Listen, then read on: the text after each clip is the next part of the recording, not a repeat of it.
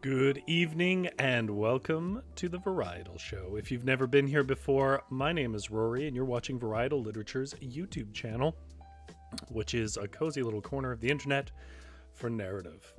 And what we do tonight is we're going to play a solo tabletop RPG, and we're going to use it as a prompt to write a little first draft of a little short story using suggestions from the live chat. So if you are watching this live, you can join in the live chat and join what is legally defined as a collection of fine potatoes. I didn't make that decision, but yes, my chat is considered a collection of fine potatoes. They can tell you what kinds they are. I'm not in that chat, but when I am a fingerling, but the rest will let you know what they are.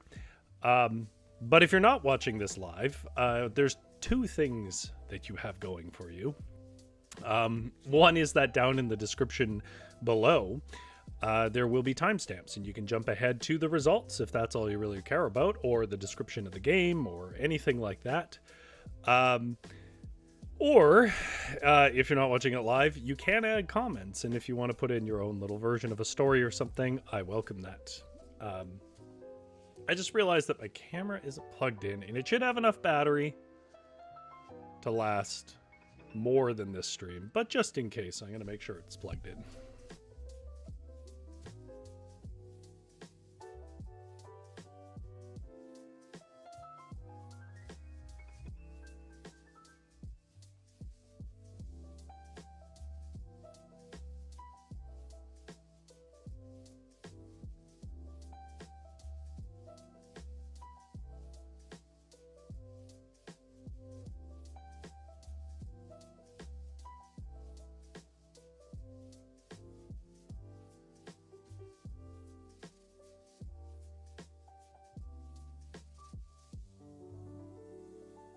All right, and as the chat lets you know what kind of potato they are, because again, they are legally defined as a potato if they're in my chat, I'm going to adjust this slightly down. Yeah, Roy fades to black. I'm going to take a look at what people are talking about. Witchery says, oh yeah, my dragon suggestion. That is indeed. This game was recommended by Witchery. I actually wasn't going to play it because one of the things I wanted to do was draw my little dragon, and I simply don't have enough memory on this old laptop to run everything that's currently running and an art program. But I decided just to do it anyways, because who knows when I'm going to have the laptop for that. Also, Witchery has a cough, which I still have, but I did go to a doctor today for other reasons, but I asked him about it, and he didn't seem worried. Said the lungs are clear, so those who are worried about me, it's just a lingering cough, apparently. Uncle Kitty's having some bad times at work. I'm sorry to hear that, Uncle Kitty. Hopefully we can take your mind off it. Tammy Morelli says, they're running late. You're never late here. You only arrive when you mean to. I see Jump Store, Zombie Wolf, and I think that's everybody in there right now. It's good to see you folks. Let's have a drink of water and get on to what the game is. Wait, I can do a hot take rhyme. We'll get to what the game is, and then I'll give what my frame is, which doesn't actually make sense. What I mean is I'll tell you how I'm going to frame it in my own way. Oh, what's that? Oh, all the viewers went away. Okay, fair enough.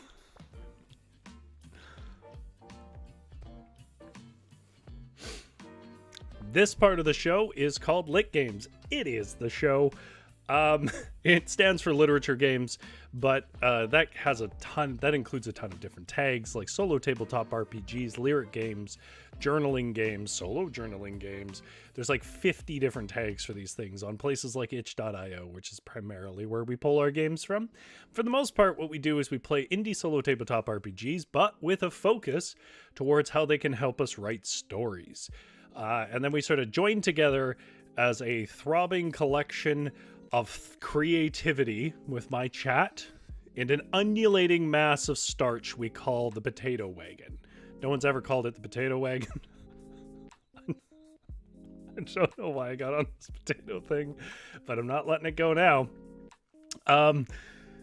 And on this undulating mass of creative starch that we call my live chat will help me write that story. The one that we're playing tonight, anyways, is called Precious Things.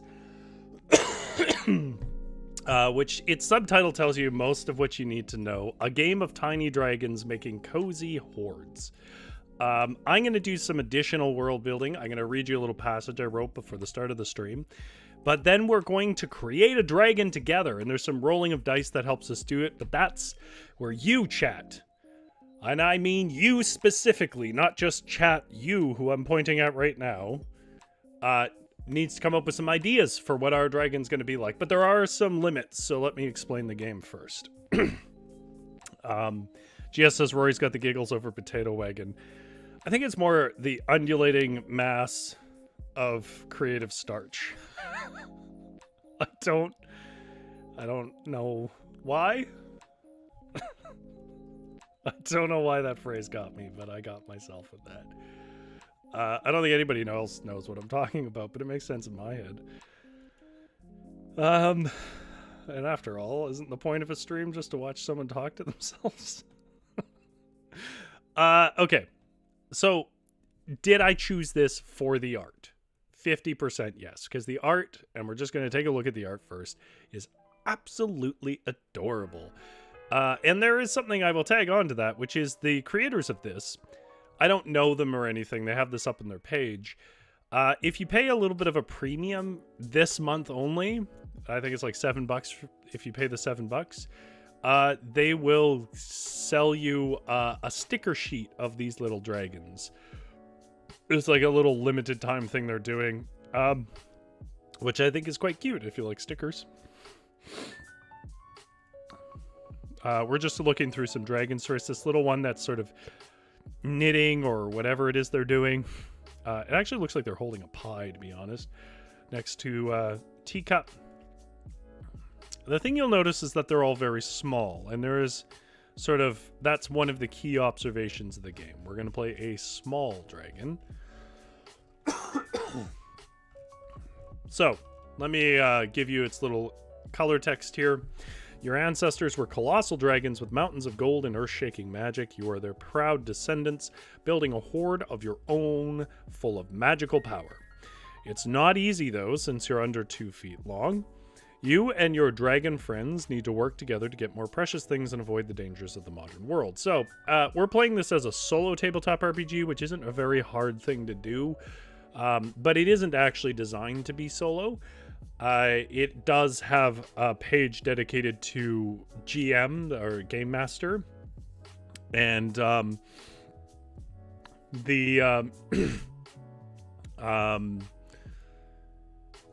would I put this?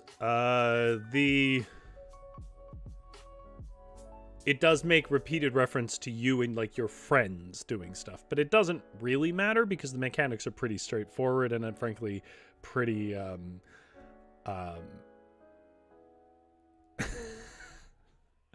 sorry, I was reading chat there. Anyways, the mechanics are pretty straightforward. So we'll roll on down. I'll get to how we build characters and stuff in a moment. I'm just going to tell you the fundamentals of how the game goes.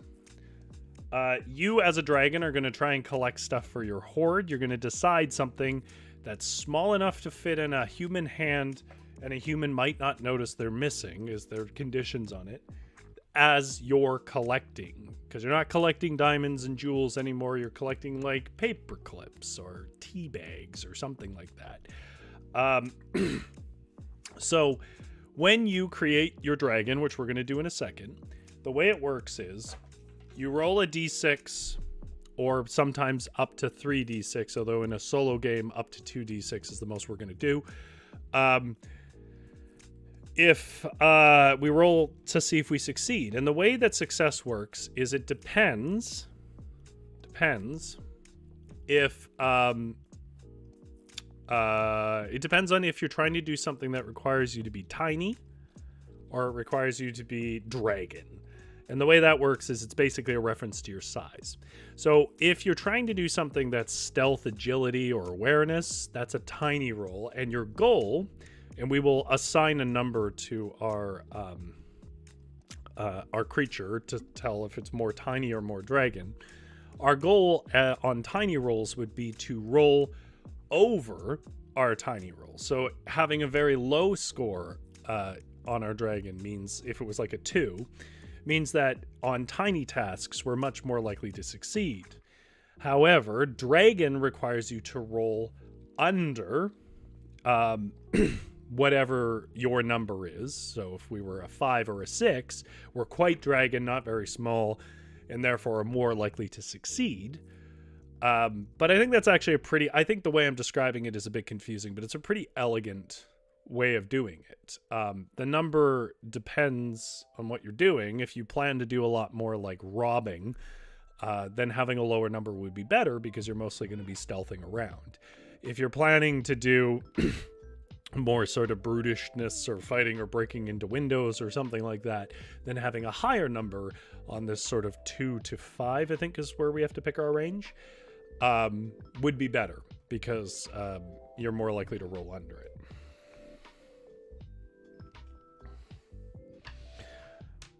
Okay.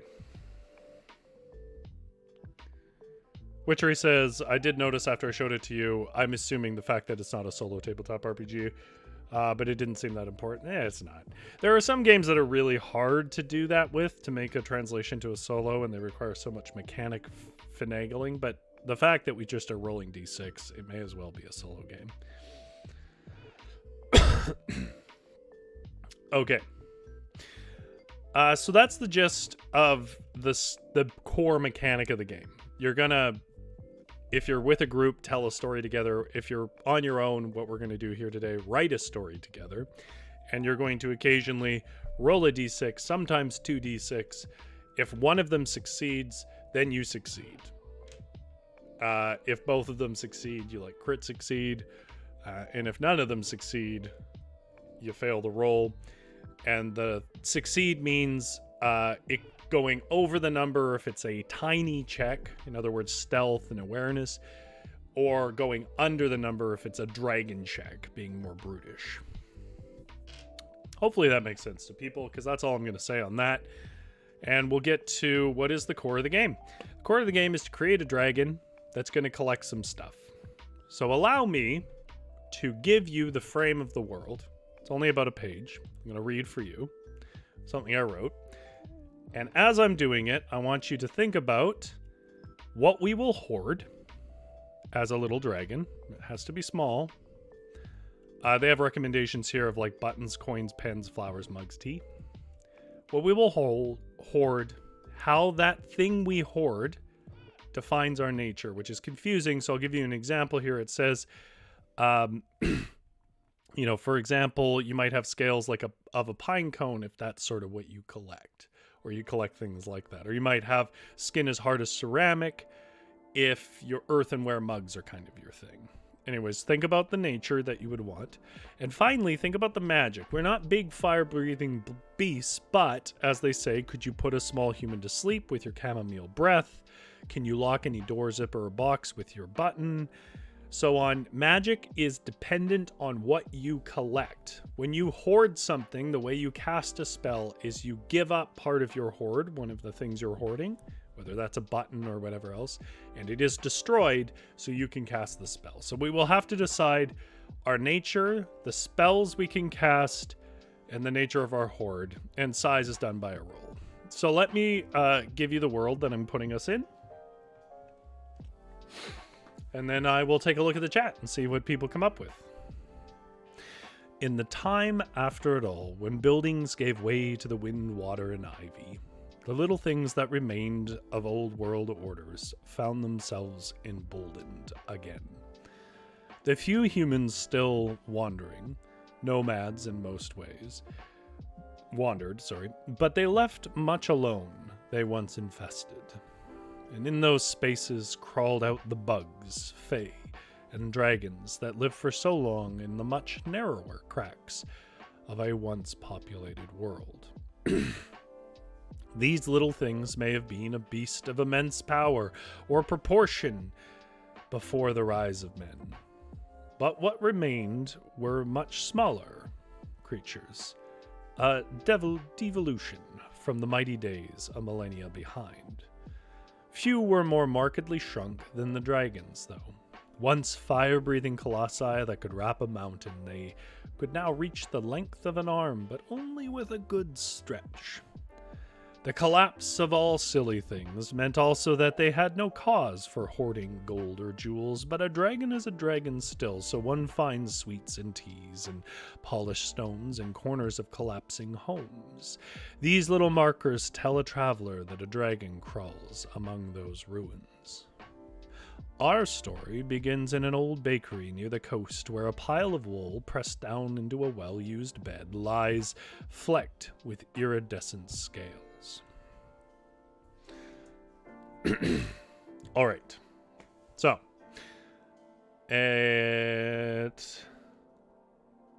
that's the world I'm putting us in, a somewhat post-apocalyptic world where the little dragons are crawling out again. Let's see. Jump Store says, just so long as the dragon has 4 legs like a proper dragon. There's no proper dragon. I'm sorry, Jump Store. There just isn't. As, well, multiple translators have told me when I talk to them about this stuff, it would be great if all these little people in the countryside got together and agreed on anything, but they didn't. And so their stories reflect that. But we can go with the more modern conception, I suppose, which puts a more rigid line between dragons and wyverns and worms.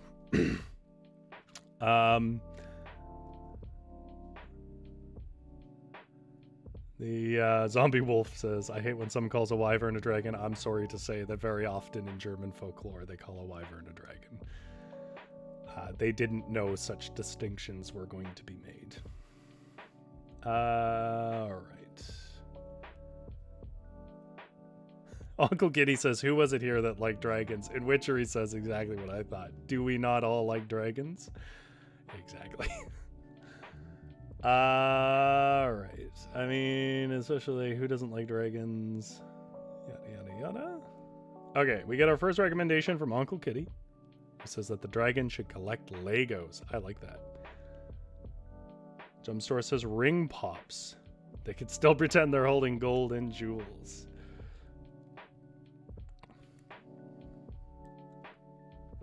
GS says, I'm checking out Iguana Mouth. I don't know what that means. Jump Store says, Rory just committed blasphemy to my dragon beliefs. You know, I feel you, because I do like those clean lines, but the fact is, in fantasy creatures that were created over centuries between disparate regions, you don't get a very consistent taxonomy. Is Iguana Mouth a band? Man, for some reason I was listening to Mastodon this week, which I haven't listened to since I was like 21. Or last year, you know. Because I'm so youthful. All right. Legos is good. So, what we'll have to do then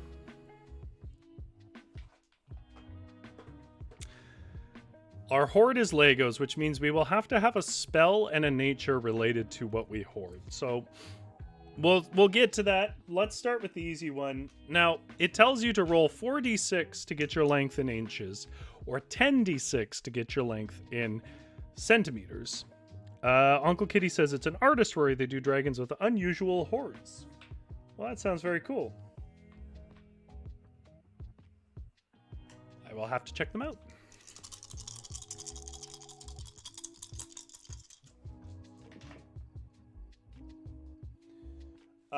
I don't have 10d6, or I would do centimeters, because obviously in Canada here I'm metric. But I do have 4d6, so you imperialists win. I did 2 3s and 2 4s, which is 14, right? So we are 14 inches long. We're just over a foot long. Just going to make some notes here for me.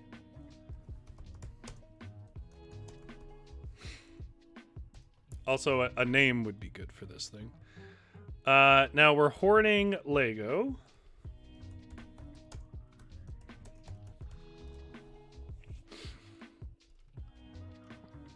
Now, our nature. Your hoard determines what kind of dragon you are. How do you resemble it? So, how do we... I'm going to read out the examples again that they give, but how do you think our little character, our little just over a foot long dragon, reflects Lego? So I'll read their examples. Skin as hard as the ceramic and earthenware mugs, scales like the scales of a pine cone, a mane of hair as colorful as embroidery floss, soft petals covering your back, and the faint aroma of fresh-picked wildflowers, tiny spines that bristle like a pincushion from your tail, and a long, stretchable body like a spring. Witchery says, oh, little studs along the back. Perfect. And stepping, that would make stepping on us very painful. I also think we should be bright primary colors. Nature.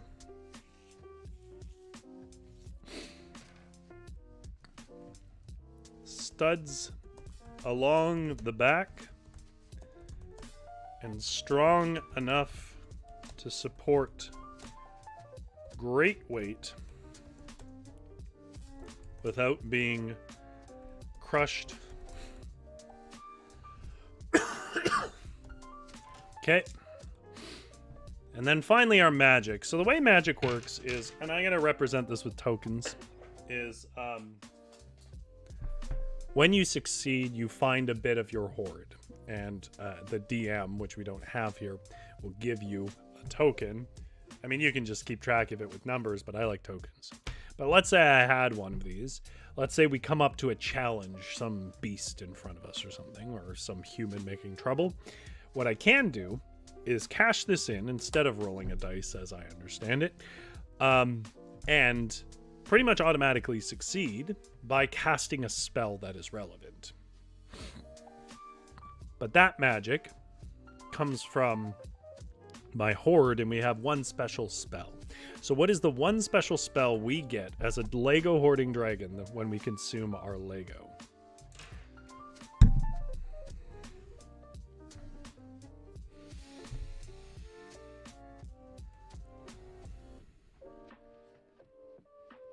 I mean, the obvious one is just crippling pain in the feet.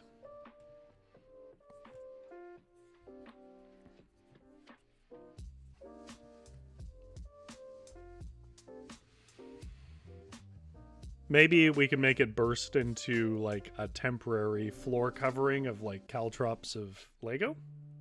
I'm gonna go with that for now, unless I see something better in the chat.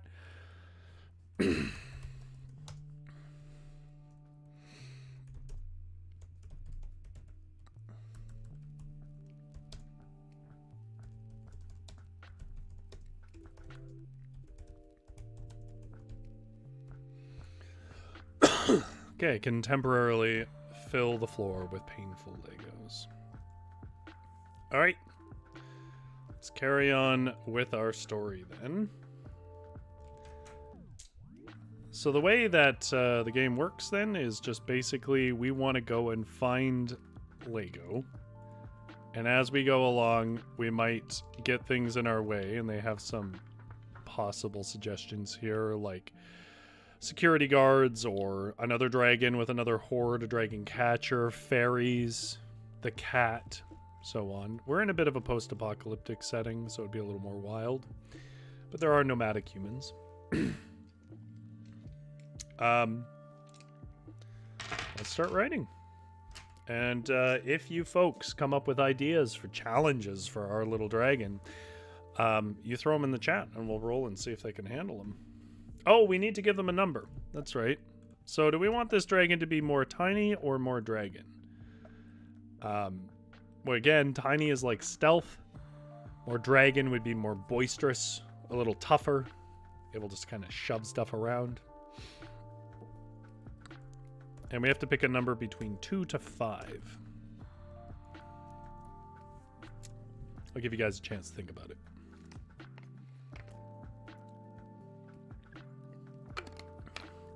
Witchery says, poor little dragon missed out on Legoland. Or maybe that's what they're seeking for. That's their promised land. I think that's a good idea. I think that's what this story's going to be. Deciding to pack up and seek out Legoland. Gauche, who I do not recognize, but welcome to the stream, says 2s. And that matches up with Witchery's vote of 2. So we're going to stick with 2. Which means we are tiny. Okay.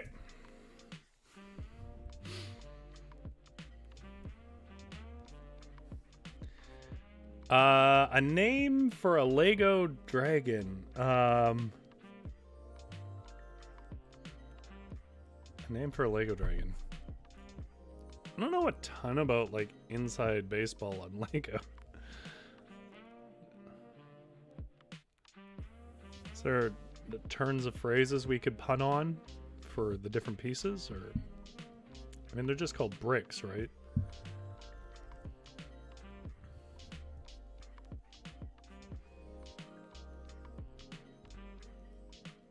Brixie, Witchery says. How about Brickleback? That's not something terrible, is it? I'm gonna double check before I get myself in trouble.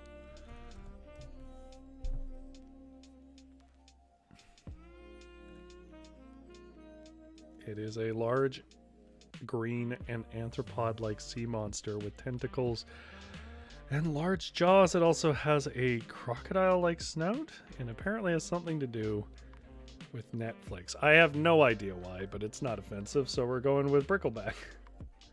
Oh, wow. Oh, wow. Zombie Wolf has it there. Legolas. Brickleback. Okay, Legolas Brickleback. How about that? Actually, Legolas. We're just not going to do better than Legolas.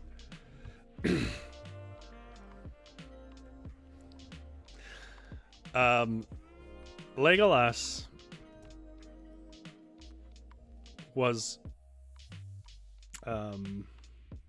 bathing in the dew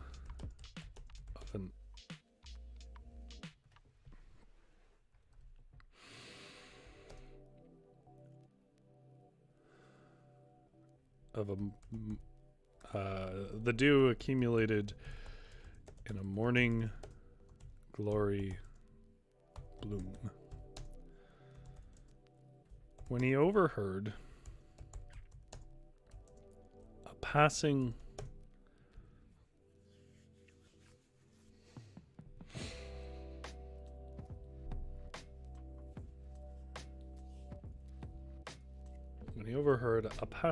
group of humans speaking of colorful plastic bricks.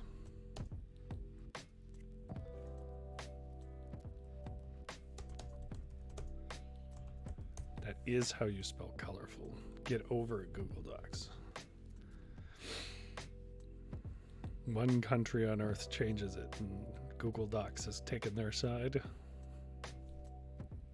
Get off my lawn. Legolas was bathing, and the dew accumulated in a morning glory bloom when he overheard a passing group of humans speaking of a place flush with colorful plastic bricks. He was cautious, for they could be dragon hunters.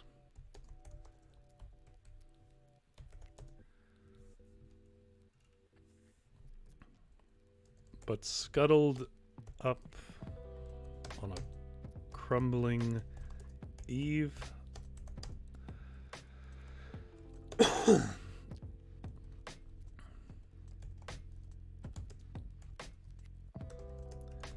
and listened carefully. And so I guess the first thing then is he's trying to hide and listen. So that's a tiny. And what we need to do is roll over 2.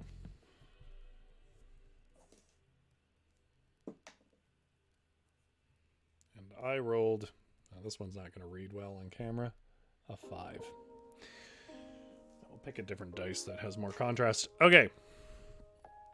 Hey, chat, why don't you be the human's eye over here? What are you guys talking about? Witchery says, does this mean tiny dragons are the eater of microplastics we've been promised? This one is, definitely. A feaster of microplastics.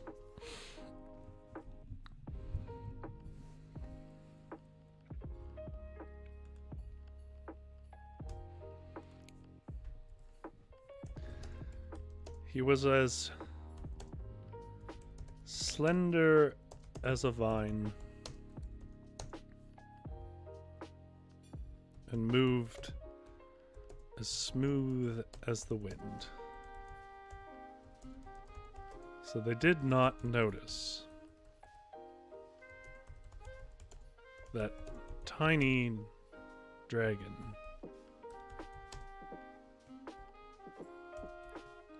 dropping in from the eaves.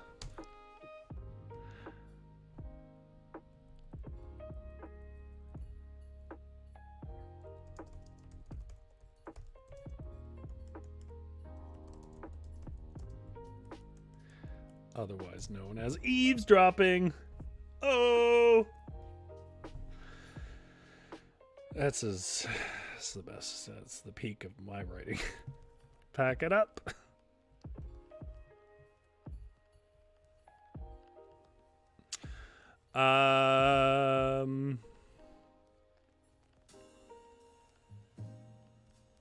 There's a Lego name list on Google. Like of the characters in the Lego universe or something?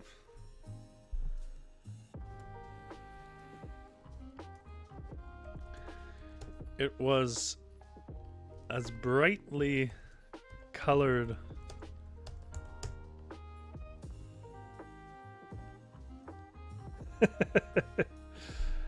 Witchery says, I swear I haven't been dropping no eaves, sir.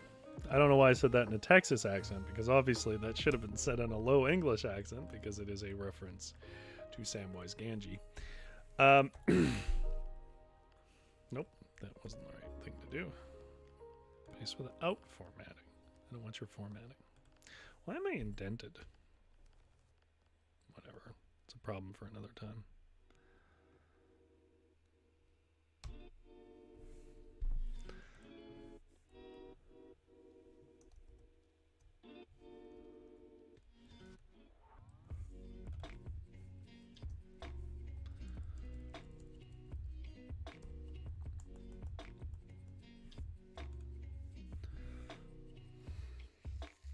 Witchery says Samwise is now sad and a cowboy. If I can't carry the ring for you, then I guess I'm gonna have to be done carrying you, Mr. Frodo. This is the worst thing I've ever done. Partially because that's not an accent from anywhere. And secondly, that's, you know, one of the most iconically heartbreaking scenes. Why did I pick that one?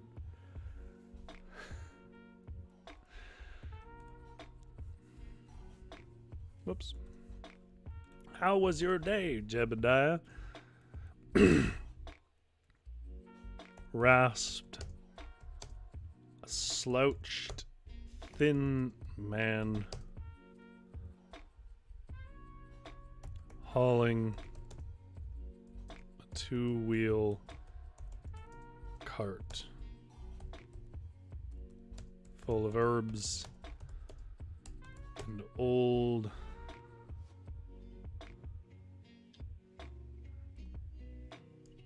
scraps of metal.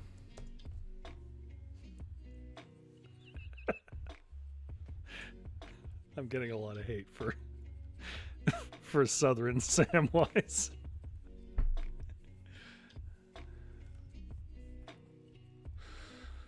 Do you think I should start advertising the home of accents? Come Come to Varietal, the home of accents. Got choked out by raccoons, Roy, said a bloodshot-eyed man rubbing at his neck. Them damn things.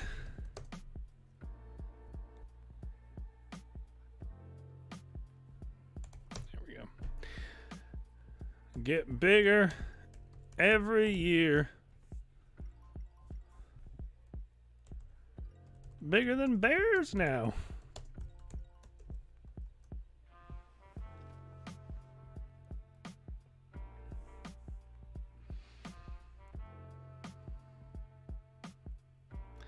Master Frodo.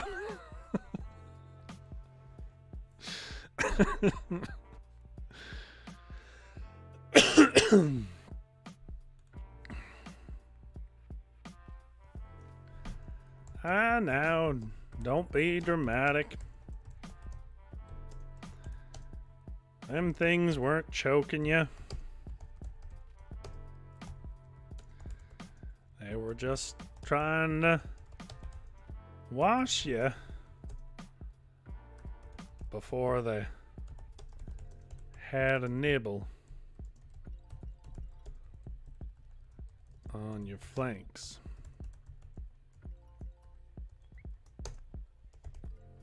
The spindly man said with a wink.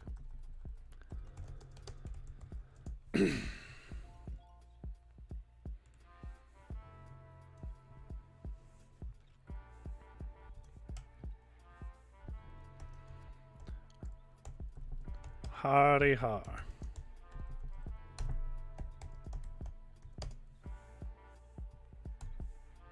Stole my cheeseburger.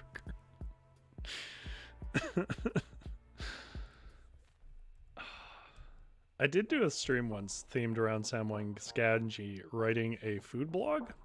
Did not go particularly well, which is a shame because I did like the concept. I don't know why this is all indented. I'm fixing that now.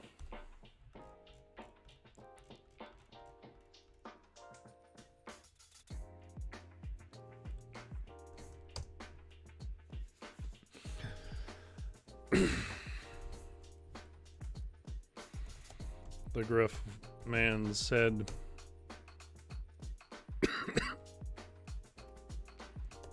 still rubbing his neck. Then he changed the subject. Did I ever tell you where I spent my winter?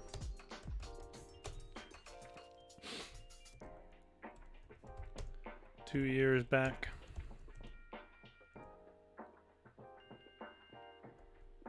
Witcher says I would trust a Hobbit food blog. I don't really know what my concept was other than that, and I think it showed in the stream. It's still somewhere in the Varietal show. I think at least part of it was I remember being basically alone while I did it. Might have been one or two other people in it.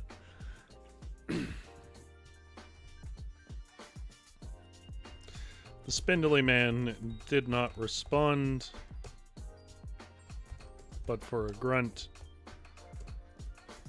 as he was preoccupied with a pile of mossy rags.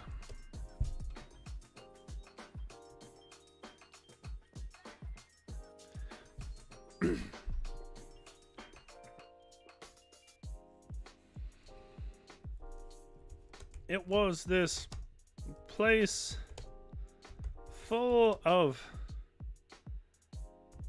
bright colored bricks, but not like the bricks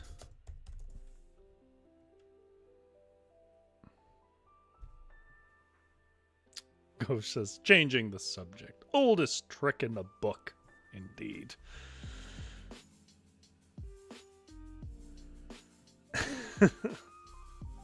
Jumpstore says, did I ever tell you where I spent my winter 2 years back? And just waiting for a toddler to come up and say, Daddy?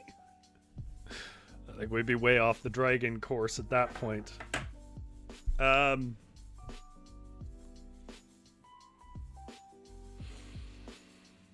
Yeah, I'm thinking about like how do we make it clear to the dragon who's eavesdropping from the eaves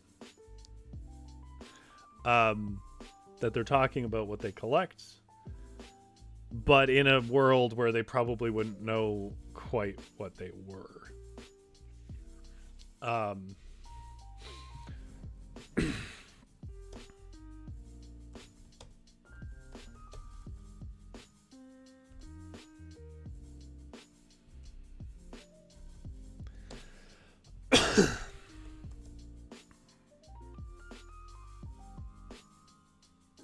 Lagging, there we go. Okay. He coughed to the side for a moment, then elaborated to his disinterested travel partner.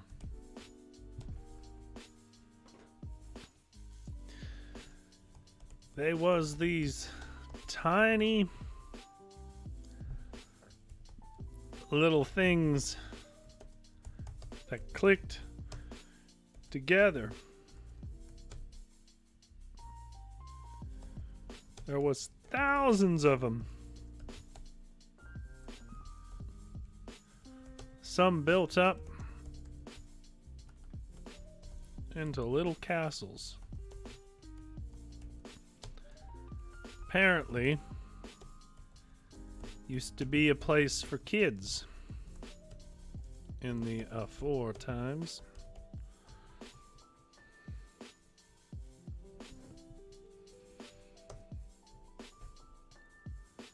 Fun little things.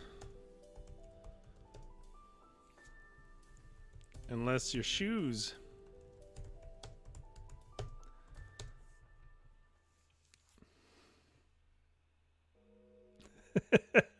Okay, I'll use that out. Uncle Kitty says they were tiny and painful. Yeah. Unless your shoe got holes.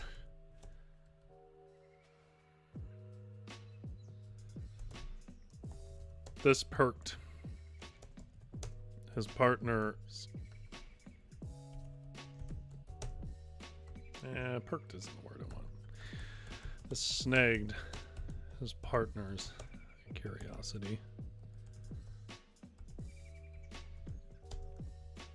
No, it's with a U, Google Docs. Problem is that Google Docs doesn't really acknowledge the weird hybrid that is Canadian English, which isn't entirely British English and isn't entirely American English.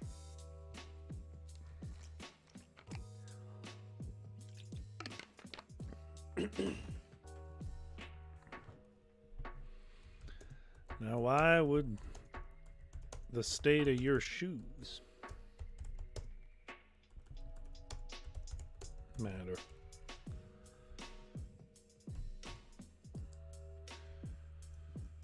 Them little things were tiny, but had these sharp, painful edges.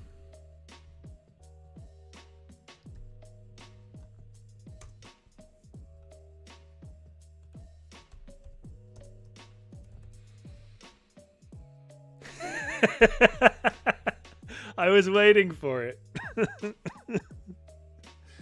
For those not familiar with the stream, Witchery despises the fact that I have been having one Google Docs document since I started doing these streams like 2.5 years ago. 1,000-page document or whatever it is.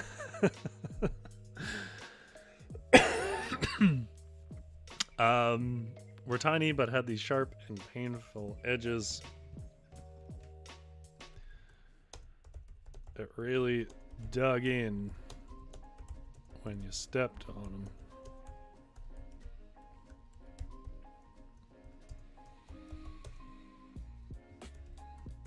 The man said, then started to catch up with the spindly fellow that had moved on ahead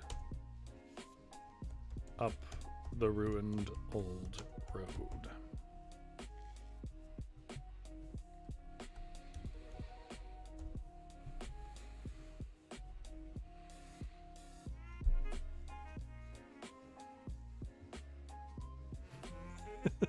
Zombie Wolf says, oh yeah, I forgot about that. It's got to have epic-sized scroll by now. I mean, at this point, it's just basically for curiosity. How far is Google Docs going to let me go? Because it's not like it's hosting on my computer. I think if I tried to put this on one Word doc on my computer, I'd probably crash it.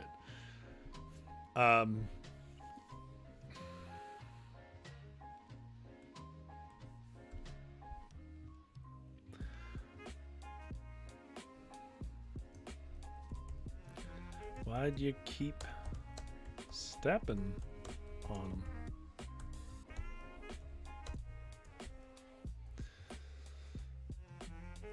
The little dragon heard them say as they turned out of sight.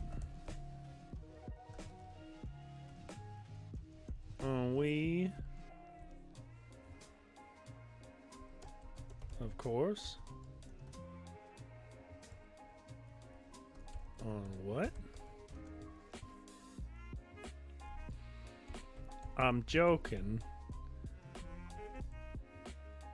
Obviously, we never intended to step on him. You damn fool.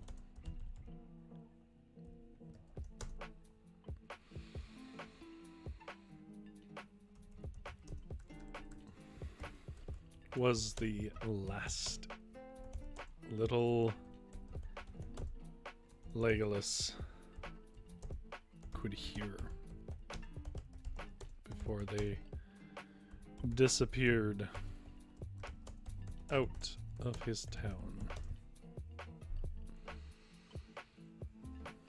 Why didn't the M dash format? Is it because it needs a letter on the other side? No. No. There we go.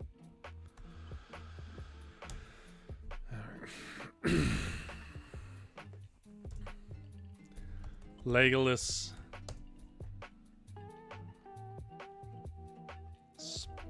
bounced and flipped and wound about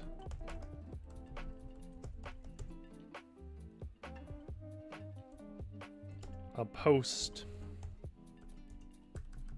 a nearby pillar, in utter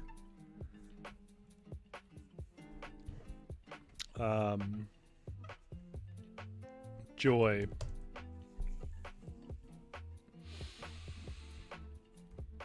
at this news. For Legolas was a descendant of the grand old dragons, but had simpler tastes for his diminutive size. He was a dragon of the plastic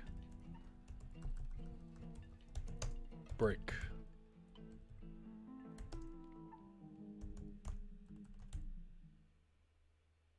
A Lego dragon. I was gonna give it a fancier name, but they would just confuse the audience. Not you, but like anybody who hypothetically would be. Witchery says somewhere Thranduil is upset his son likes to eat Legos. Gia says dog stuff again, but right before I came on here I was trying to find a harness online for my puppy as she's pretty much full grown And I came across harnesses with big spikes for protection.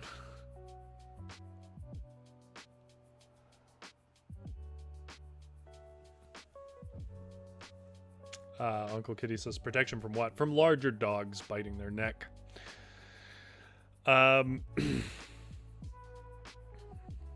Okay, he was a dragon of the plastic brick. A Lego dragon.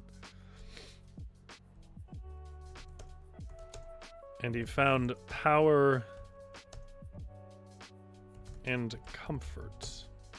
Look at that run-on sentence. Run for me, baby. Show me your beauty.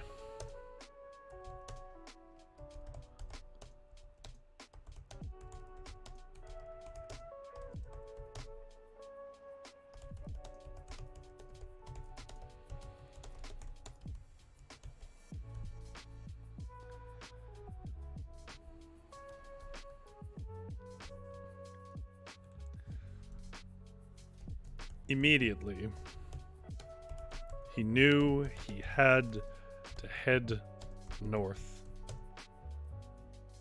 Nothing mattered more.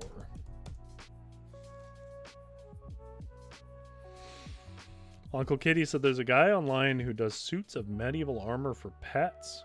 Boy, I can't imagine how much that must freak a pet out. You just put like a shirt on them and they're like, no. Immediately he knew he had to head north. Nothing mattered more than finding this promised land of Lego.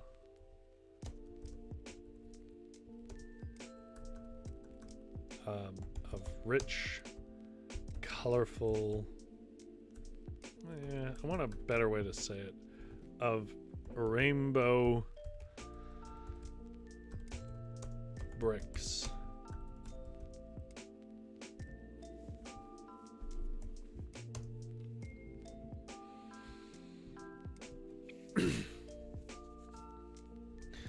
He rolled himself in his woolen bed.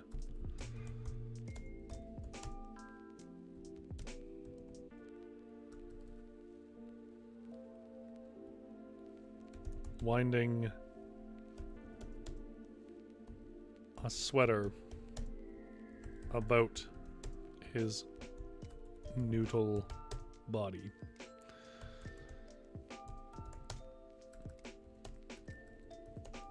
And began his pilgrimage.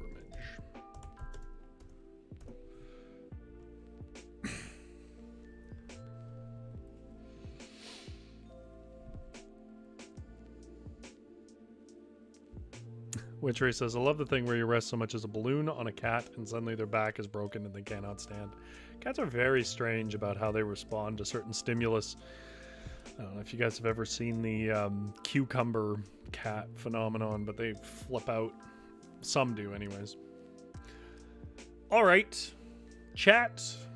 Because this is not a true solo game, I need you guys to do a little DMing for me. I need you to tell me something that attracts the attention of our little Lego collecting dragon in the distance. Let's say he's been traveling a couple of days. He's trying to find something to draw him north to find this legendary land of Lego. But what does he see that draws his attention? Or what needs does he have? Or what monsters does he find? Be my DM here for a moment. Tell me what drives him onward in the moment. Tammy says, my daughter, when she was younger, used to put baby and doll clothes on her cat. Hopefully big dolls.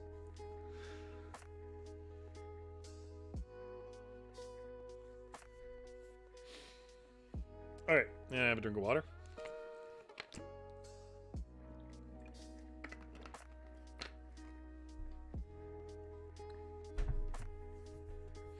I'm curious what a Lego dragon would look like. I don't possess the visual art skills to really render one faithfully, but especially in the style that this game has. This is so pretty. Probably be hard because this game is very rounded, or the style, art style.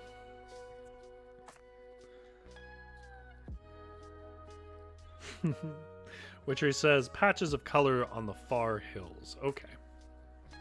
Now I gotta think what it might actually be.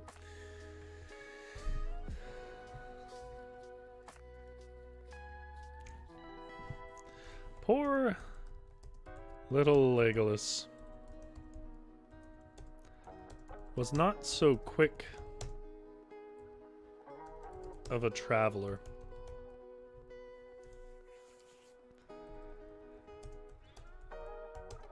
As he might have assumed.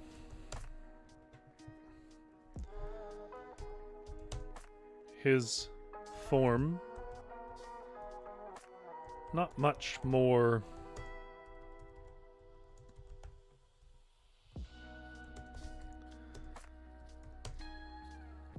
than a cucumber with lizard legs.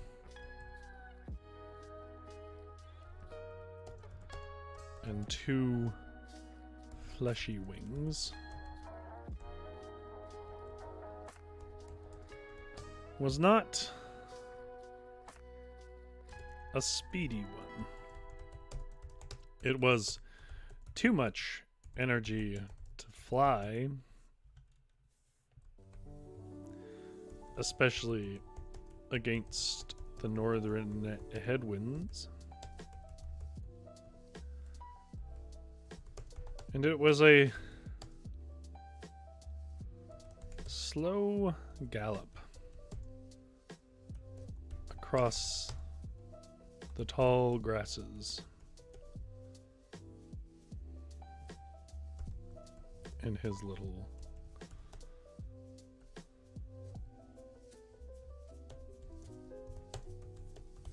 for one so short.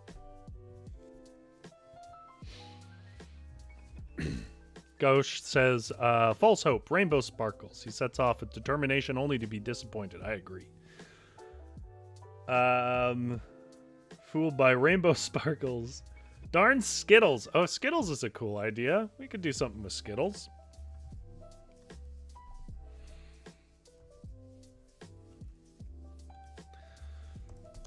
The tall grasses were their own challenge, since navigation required high leaps, intermittent high leaps.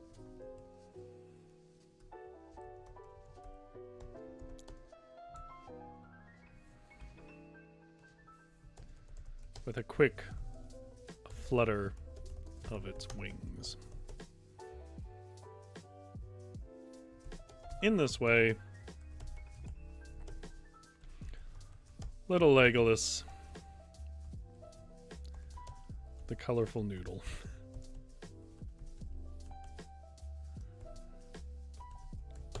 would grasp quick glances of the horizon, then go towards the brightest colors. It was his assumption that when they said north,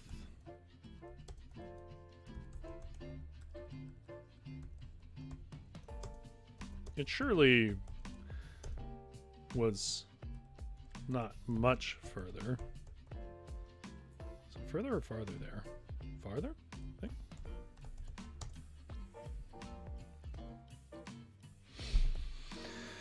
Witchery says Skittles took the best flavor away. I'm still mad at them. Skittles were flavored? I mean, besides sugar? I like Skittles, but I don't ever remember being able to tell the difference between flavors.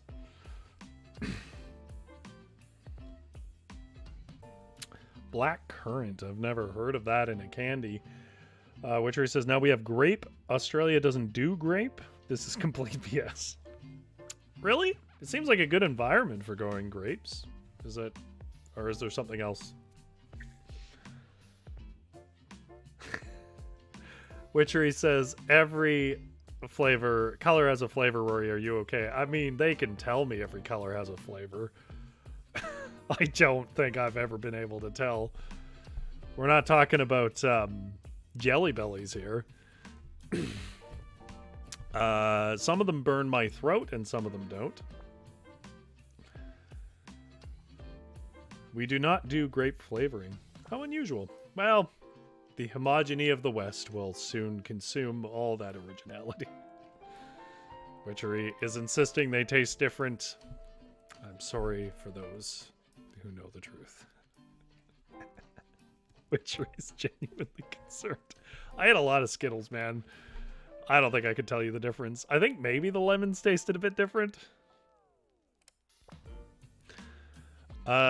It was his assumption that when they said north, it surely was not much further than a couple of days travel, because he had never seen much more than that. So when, after a few hours of galloping about the roots of wheatgrass and hovering to see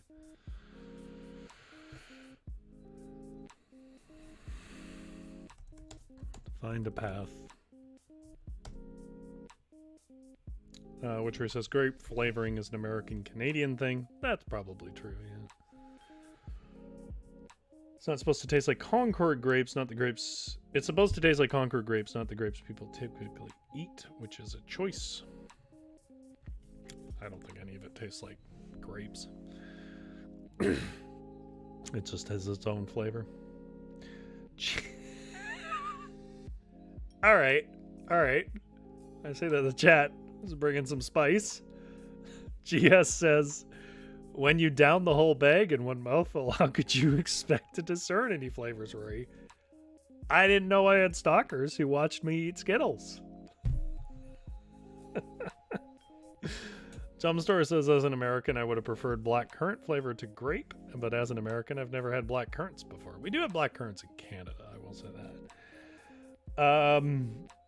Uncle Kitty says wait till you try artificial cucumber. I never understood that. Cucumber already has barely any flavor.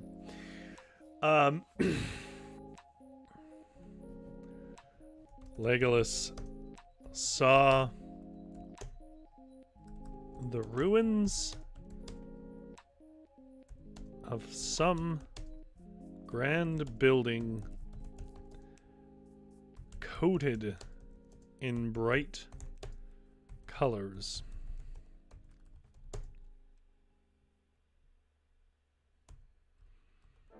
He assumed he had found it.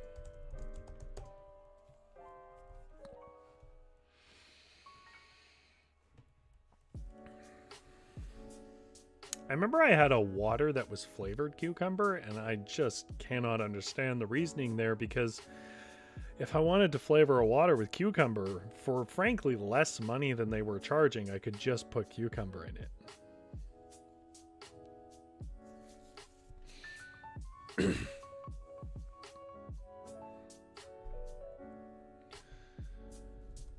With a chirp and a whistle,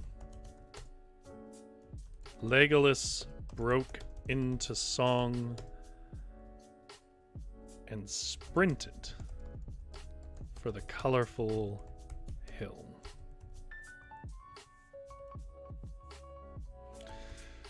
What the hell? Let's try to write a song. We'll make this full Tolkien. I'm way out of my element writing structured rhymes, as people who've watched the stream for a while know, so this could be the whole stream. What little song does he sing? Of great things and fire come I.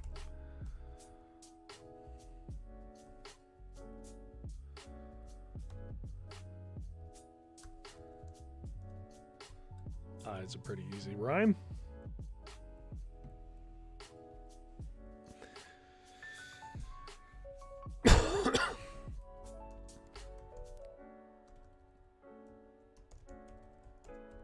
Beast of might and color.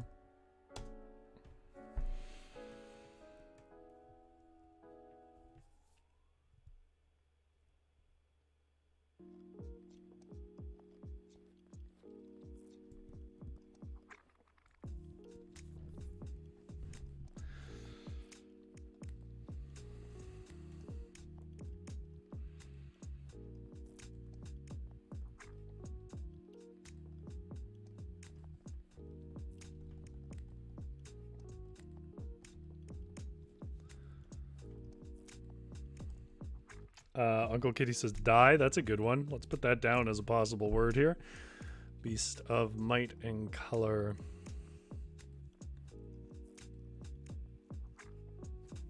Fi, ri, my, cry.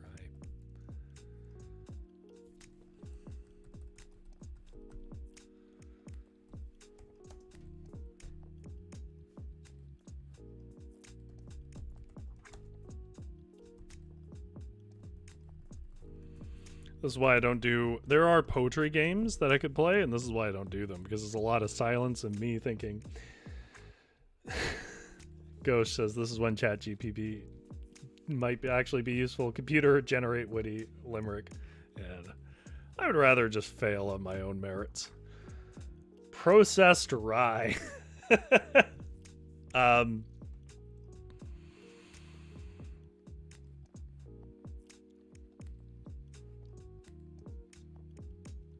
Beast of many colors and fearsome cry. I don't think that actually works on a cadence level, but we can go back and fix it. Why is it leaving this massive gap? God, I do not like Google Docs. Beast of many colors and fearsome cry. Of great things and fire come I, beast of many colors and fearsome cry, to take the bricks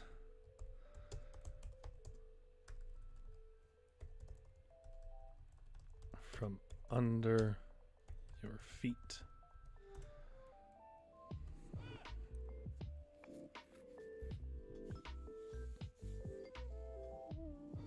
Zombie Wolf says poetry is never my strong suit. I mean, is this even poetry? I think this is just rhyme. For me, poetry is a little more than involved. I think an actual poetry stream would be tremendously boring. Because it would just be a person trying to get in touch with their own feelings and then writing about them. Pie wise high lie. To take the bricks from under your feet and keep...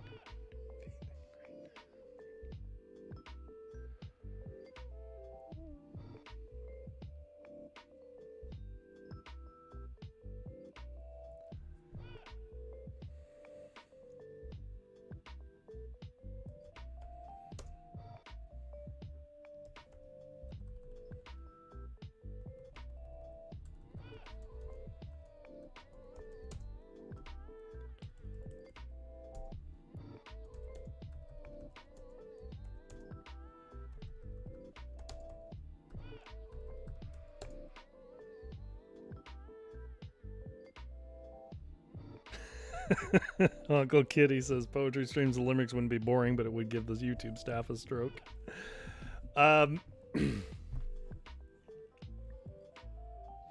Jumpstore says, I hated trying to make poetry in literature class, but a teacher would say it doesn't have to rhyme, but if it doesn't rhyme, it doesn't sound right to me. I would say it's harder to make non-rhyming poetry because there is a difference between sort of free verse and then just prose.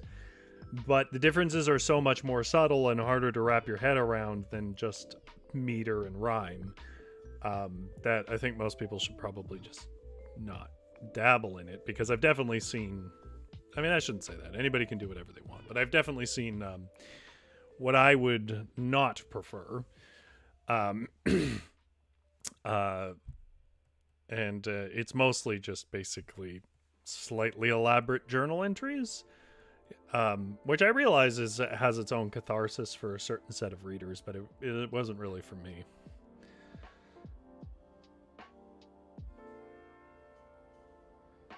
Yeah, that's true. Ghost says, seriously, it was supposed to help pass on oral history. No rhyme, no go. Yeah, it was originally sort of a way to help memory, and that is true. It also was just a form of fun. I mean, I think everybody knows it at this point, but ancient Nordic culture had rap battles, effectively. I mean, they really weren't different than rap battles. You had to rhyme, and you insulted each other.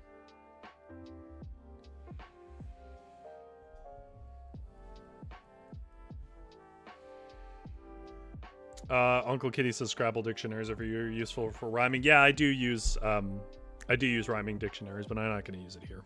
This is a challenge. I'm challenging myself to take the bricks from under your feet and hoard them, and hoard them as my little treat. How about that? Does that sound right? Of great things in fire come I, beast of many colors and fearsome cry, to take the bricks from under your feet and hoard them as my little treat. It's not great, but I don't think I'm going to do better live on stream without a lot more time. Ghost says bard battles. Jumpstore says, yeah, Rory, did you ever look up the Nito Rare song? I did, and I can say confidently I appreciate you not sharing the lyrics in the chat. I wouldn't say I'm prudish, but I do appreciate the wholesome vibes that we've cultivated here. Yeah. I mean, you only know part of me and I only know part of you, and that's fine. You know, that's the parasocial thing, but you know, the stream, yeah, is a little more on the wholesome side with a little bit of weirdness and surrealism. In my actual life, like, I swear quite a bit, and you know, listen to lots of questionable content. So you're not going to I'm saying you're not going to shake me. I'm not going to judge you for that, but I appreciate not having it here. All right, well, that's the best song I'm getting. What was I doing? What existed before this song? Was there a time before rhyme?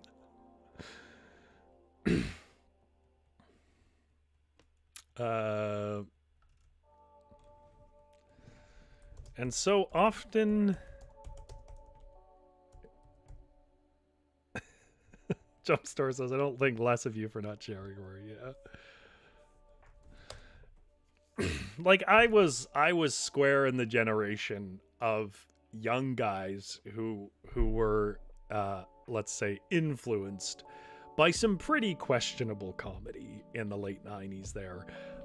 Stuff that I'm glad we've left behind, because I think there was very little humor there to begin with, and it only got worse. But, you know, some of it is still pretty funny, in my opinion. Like, I still enjoy South Park, but some of it was just disgusting and weird. You know, I would say you had to have been there, but even when you were there. And so often he repeated his little jingle.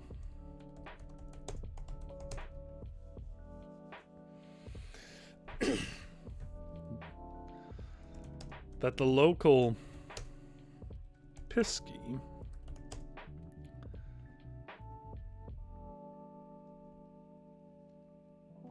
grew irritated.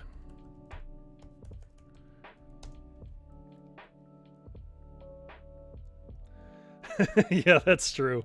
Richard says, turns out the questionable comedy was slightly better than the questionable podcast. Yeah, well, at some point it just stopped being a joke, and then it just became a political position to be a complete knob.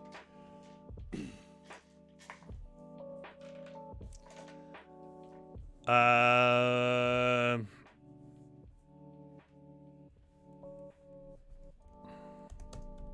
Pisky fluttered its dragonfly wings. then pitched a pine cone at the dancing dragon.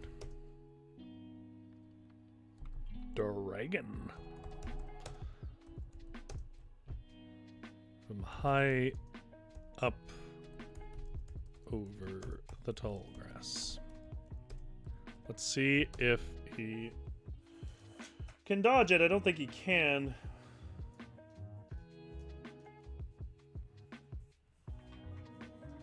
Zombie Wolf says South Park is the only adult animated show that's stayed good over the years. I can't speak for the last like 5 or 6 seasons. I haven't watched it in a while, but I mean, it always had something more to it than just shock comedy, and I think that helped a lot with its durability. You know, I don't want to knock on anyone's shows, so I'm not going to name any, but there were ones that sort of took after their form of comedy, which was sort of shocking. But their interpretation of it had really nothing behind it. There was no satire or parody or anything to it. It was just being shocking, and I just don't think that has much legs. Witchery says, I never liked South Park, to be honest. Yeah, that's fair. I mean, it's hard for me to imagine anyone liking it who didn't see it at a younger age.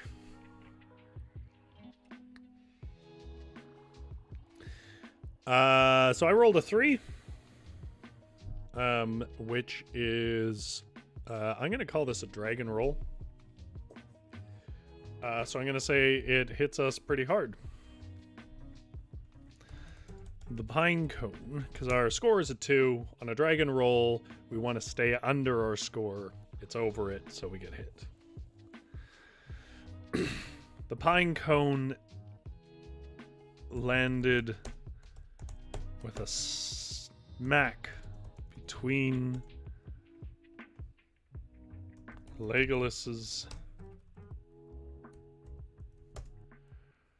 2 snake eyes.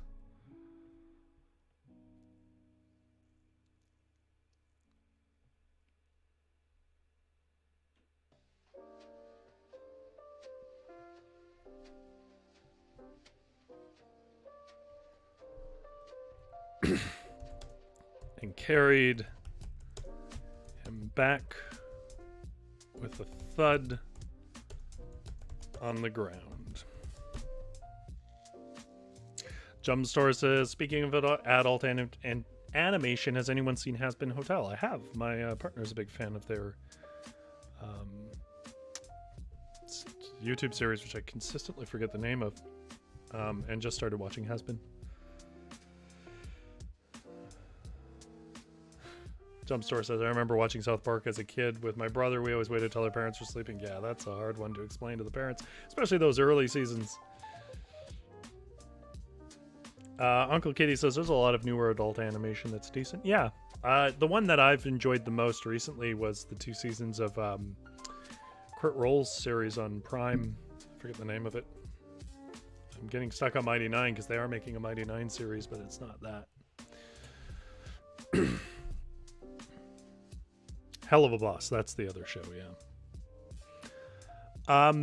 I like some of the music from Hell of a Boss and such, and I do like some of the... I've seen it all. I do like some of it. I wouldn't say it lands right in my niche. It's a little Warner Brothers for my taste. I like calmer things.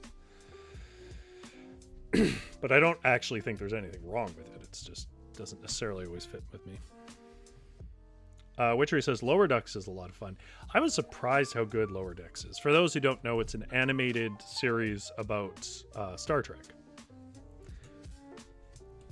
Way better than the old school animated Trek. I think I could create a flip book that was better than that.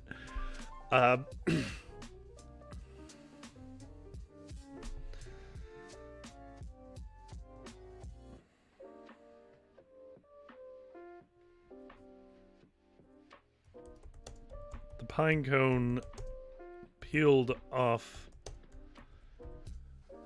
leaving a pattern embedded on his face and revealing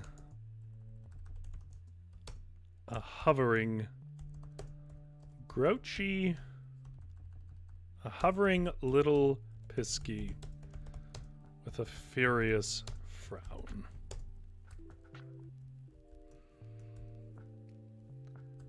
It is barely sunrise, and you are out like a broken record, screeching your nonsense.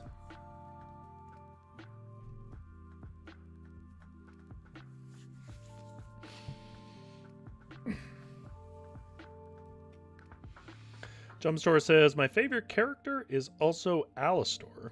As an arrow ace myself, I love that. I finally found an original character who represents me. Aw, that's great. Glad to hear it. Also, congrats on finding yourself.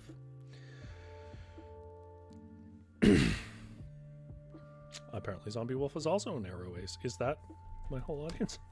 Is that my secret?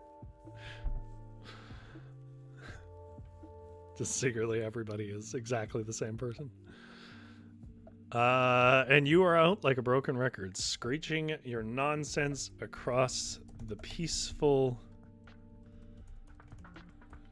fields.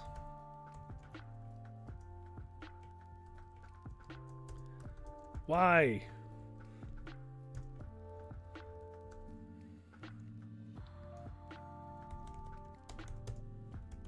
Shouted the Pisky. Which he says, I'm bisexual, so not me, lol.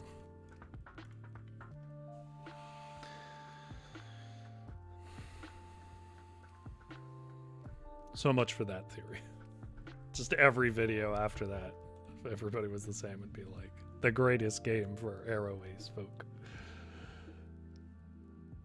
Uncle Kitty said Inside Job was good. I don't know Inside Job, but the central premise of the show is that all conspiracy theories are true. Is this animated?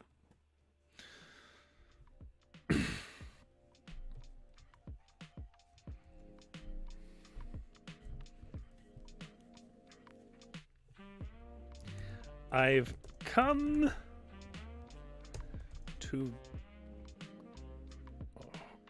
collect my bricks in all their wonderful colors.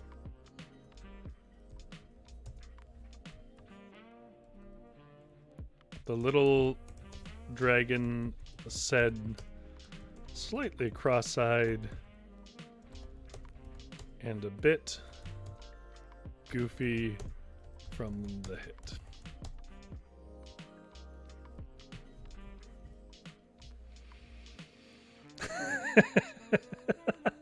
Zombie Wolf says, Lamau, that would be hilarious, where I imagine someone making 205 different YouTube accounts to subscribe and then having 8 to 10 of those accounts active at the same time for the live stream.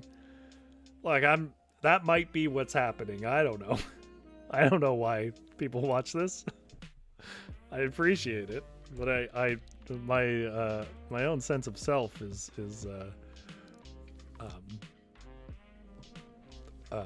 not as sturdy. I have had thoughts where I was like, I wonder if it's just one person.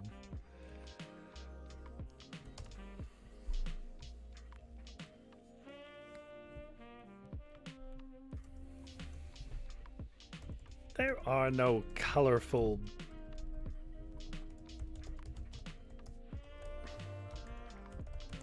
bricks here. Witchery says, we like you, you nerd with the good hair. You know, people really like my hair, and I'm not sure what stands out about it. I used to have shorter hair, by the way, before the pandemic. Last time I got a haircut was the November before the pandemic. Yeah, I used to sort of have an almost like Mad Men swoop to it, and things have gotten a little out of hand. I like my hair when it's braided, but it's hard to braid.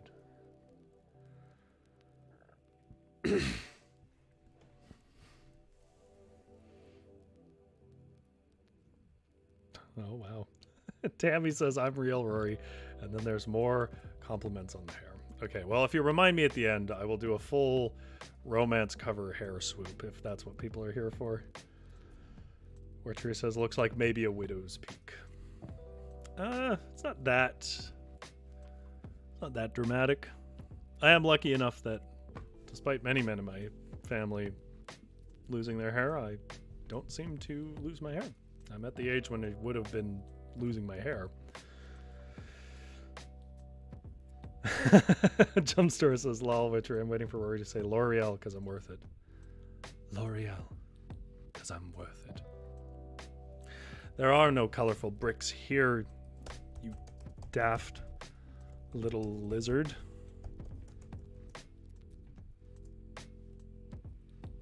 Baby Widow's Peak, that's right. There are no colorful bricks here, you daft little lizard. Does that mean if I cut my hair, it's like Samson and all my viewers will go away? Jess says, hey, don't jinx yourself. I mean, eventually everybody loses their hair, right? Like, it's just about timing and the pattern of it.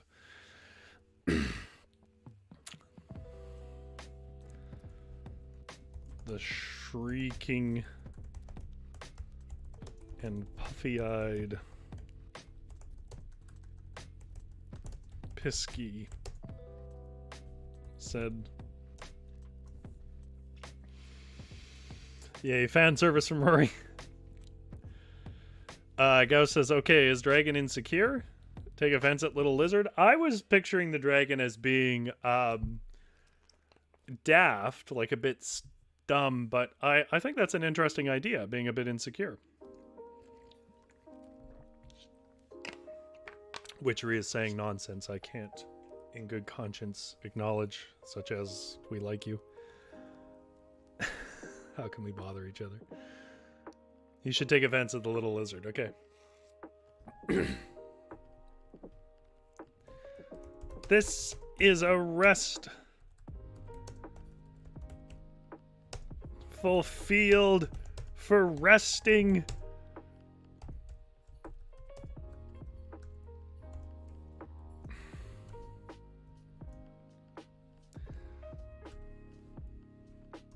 Legolas flushed red, a bright rich red on his red scales, for he was a mix of many primary colors. I guess it's not many primary colors, is 3.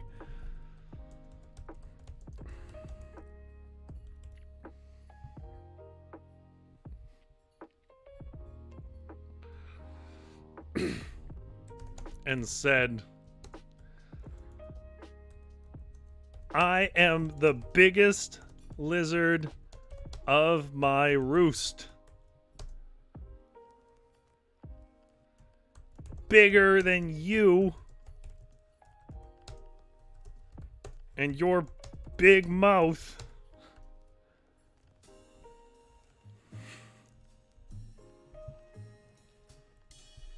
And so began a quaint but sincere battle between the diminutive Fae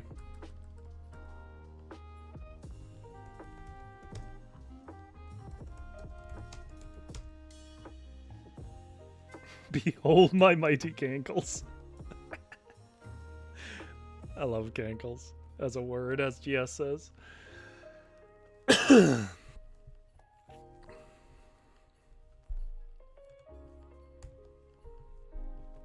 Between the diminutive Fae and the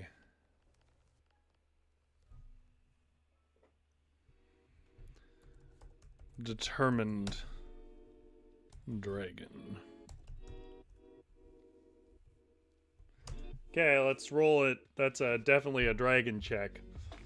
So I don't think we're going to win this battle. It's another 3. We do not win it.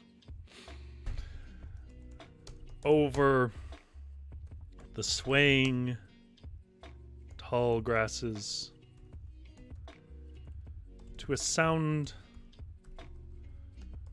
to the cheers of cicadas. The fluttering Fae and the winding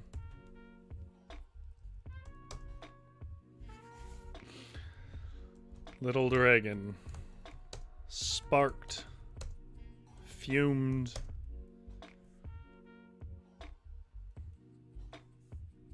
every time it lags like that, I'm gonna call it a witchery break.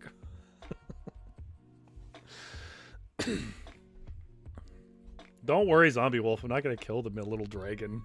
This isn't a Pete we're talking about, who, as we all agreed, deserved to die.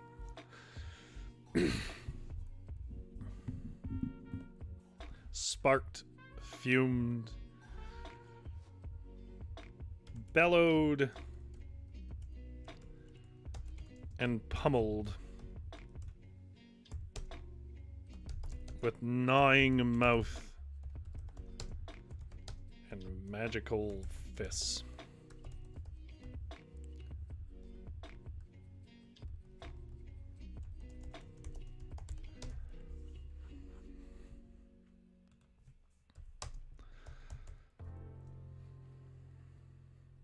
The crackling battle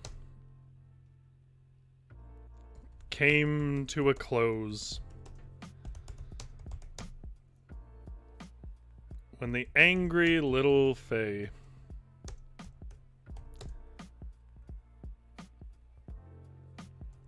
drew up a magic spell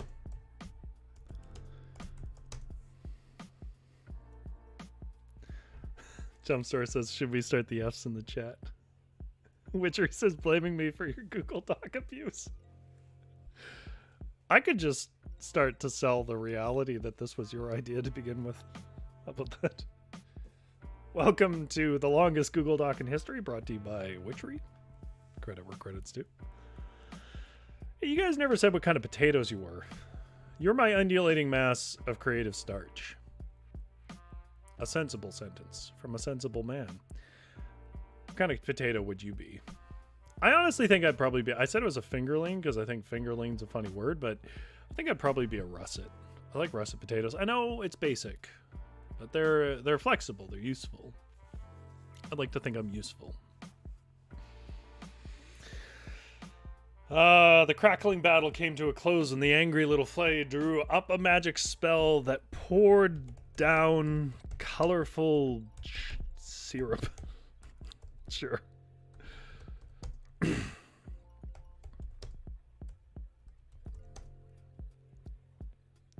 On the wings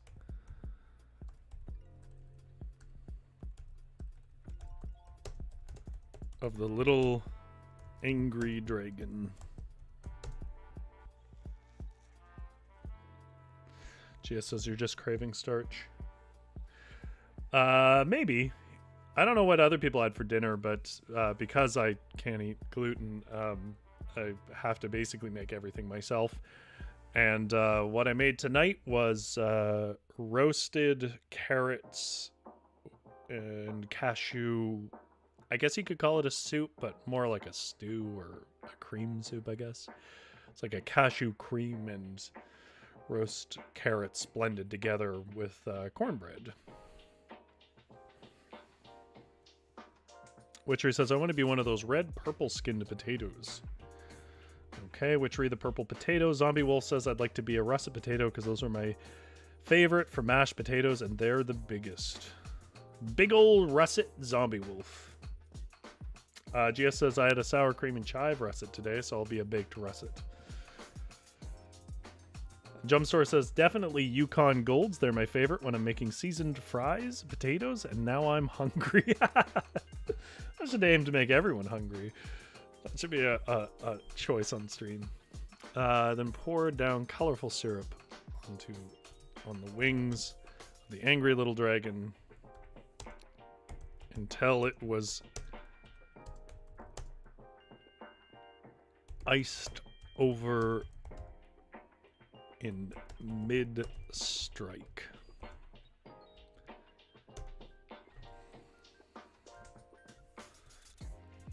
Mitri says, I think I'm having lasagna tonight. From scratch or from the store? Those are two very, very different prospects. I actually like Yukon Golds as well from store. Tater tots are bad for you, but yum. Oh yeah, tater tots. Tater tots. King of potatoes there.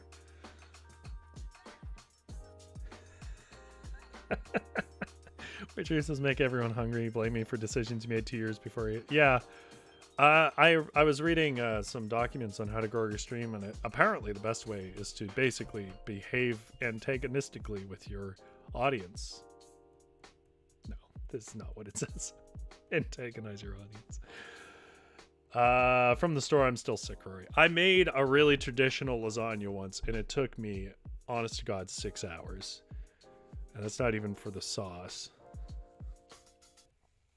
The Pisky huffed a sigh of relief.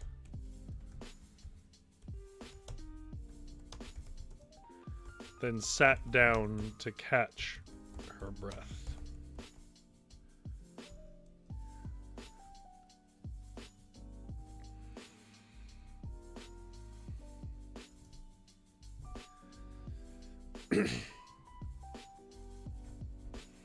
Why won't you let me have my bricks? Said Legolas said. I doubt you even care about them.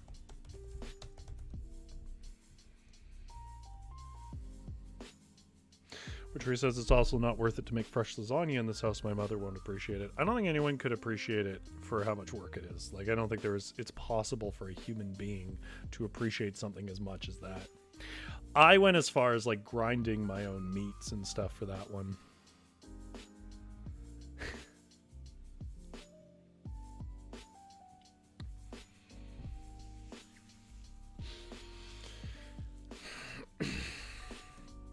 I keep telling you there are no colorful bricks here. With as much a side glance as he could manage, well, frozen in a sugar cast, Legolas said, but I see the colors up on the hill. Those aren't bricks.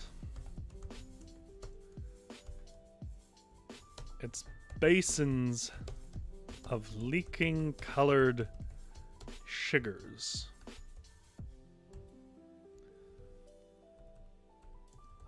That we form with our magic here. They were damaged in a storm, said the Pisky with irritation. Oh! The little dragon said, fighting back some tears. Well, this was a waste.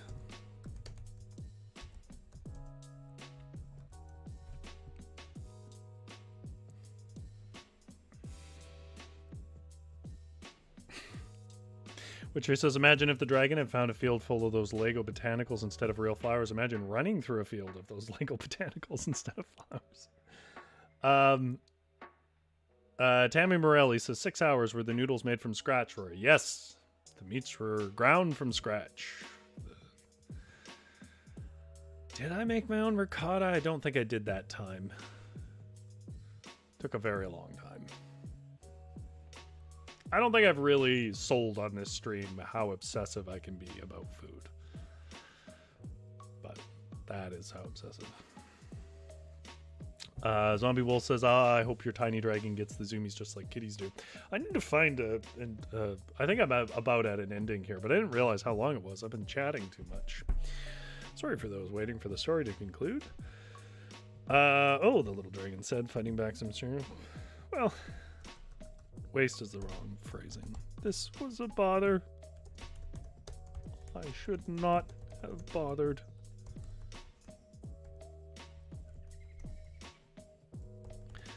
The Pisky was about to agree, but saw the sad little eyes of the sad little dragon, then said, I suppose if you agree to leave silently. Jumpstore says, did you raise your own cow and till your own crops, Rory? Because otherwise you must turn in your gourmet card. I've grown my own stuff. Haven't done the cow thing yet, but I used to bike around to farms in where I used to live and buy eggs and milk direct from farmers. That's true. Witchery says, why do people do ricotta? Ours do bechamel. I think I did both. I can't remember. I was using some recipe that was pretty traditional. Like it wasn't like someone's best lasagna recipe or something. It was an Italian recipe that someone had translated and I decided to try because, I don't know, that's what I do with my free time. And I was making it for a potluck. And I think the most popular thing at the potluck was like bagel bites. So it was a complete waste of money and time. The thing cost over $100 too.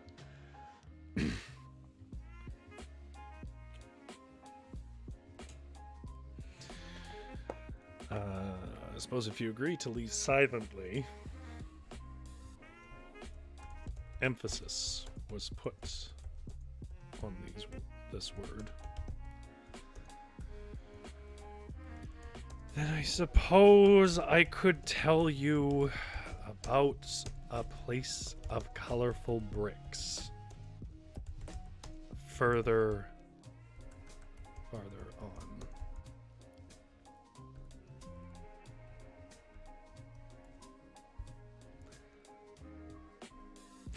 Witcher says, oh no, Rory, don't give the good lasagna to the pot. Like, it's the performer in me. I thought, hey, this'll impress people. And it didn't.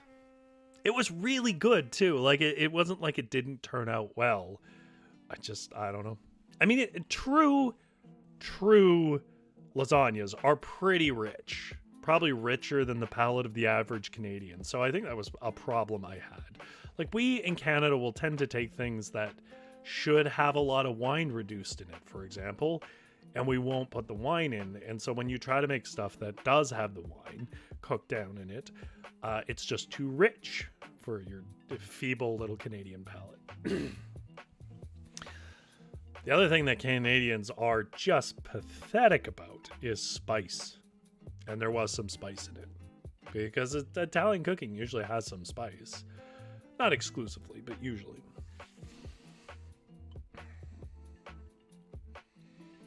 Yeah, Jumpstore, I'm like that too, but it doesn't usually work out. Although the one thing that really worked out was I make turkey in a sous vide. Like I'll take turkey breasts and then make a crackling out of the skin. It's a Kenji Alt Lopez recipe for sous vide. And that sous vide turkey, people perceive it to be pork because it comes out very different from sous vide. That's usually successful. Uncle Kitty says you want chili for potlucks. As fiery as the Iron Fist of Satan himself. I agree, but if I made anything that had more than a whole jalapeno in it, even that is pushing it in Canada, they'd be like...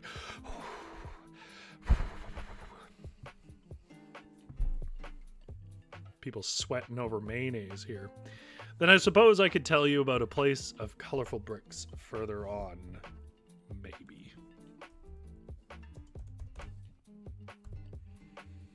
So excited was Legolas. Tammy Morelli says, just be yourself, Rory. That's good enough. I like that idea, but when it comes to cooking, if I just cooked for my own palate, I would be the one eating $120 worth of lasagna. Witcher says I put up more than a whole jalapeno in sandwiches sometimes. Yeah, it's a different land here.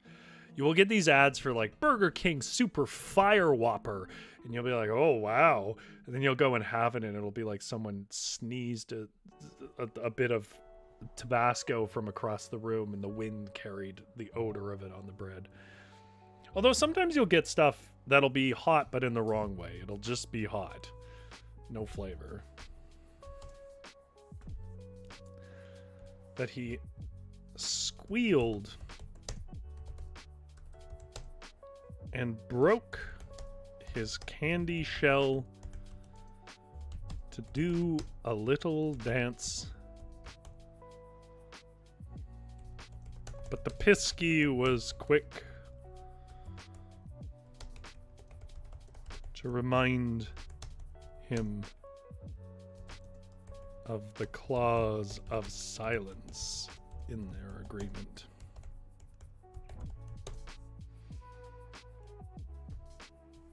Zombie Wolf says, don't feel bad, Rory. Even though I'm Sicilian, I can't handle anything spicier than Taco Bell hot sauce.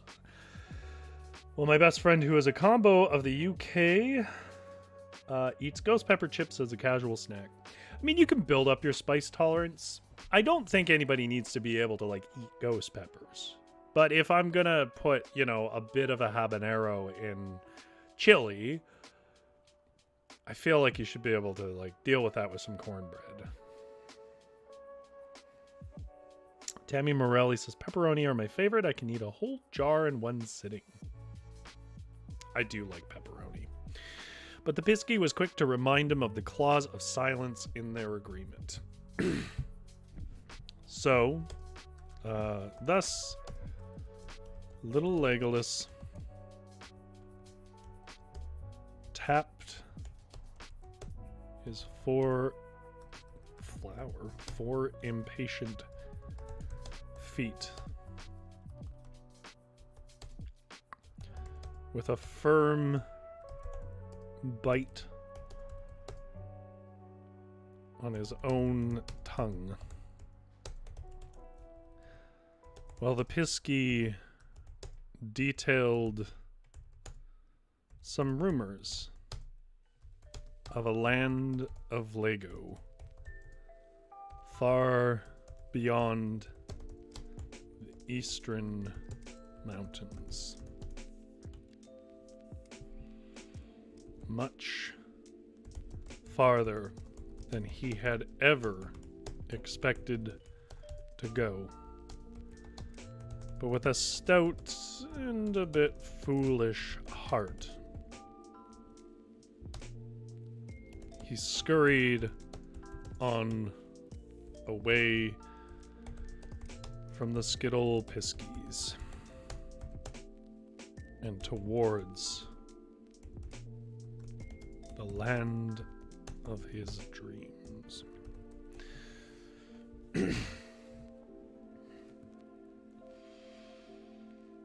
Uncle Kitty says, eating ghost peppers is just a self-sacrifice. They taste kind of bad. Yeah, I'm not a huge fan of them. But I think sometimes, like, people misunderstand. Like, I don't know if people watch Hot Ones, but a friend of mine bought the whole rack of one of the seasons of Hot One sauces. And the big, like, legendary one is really bad, obviously.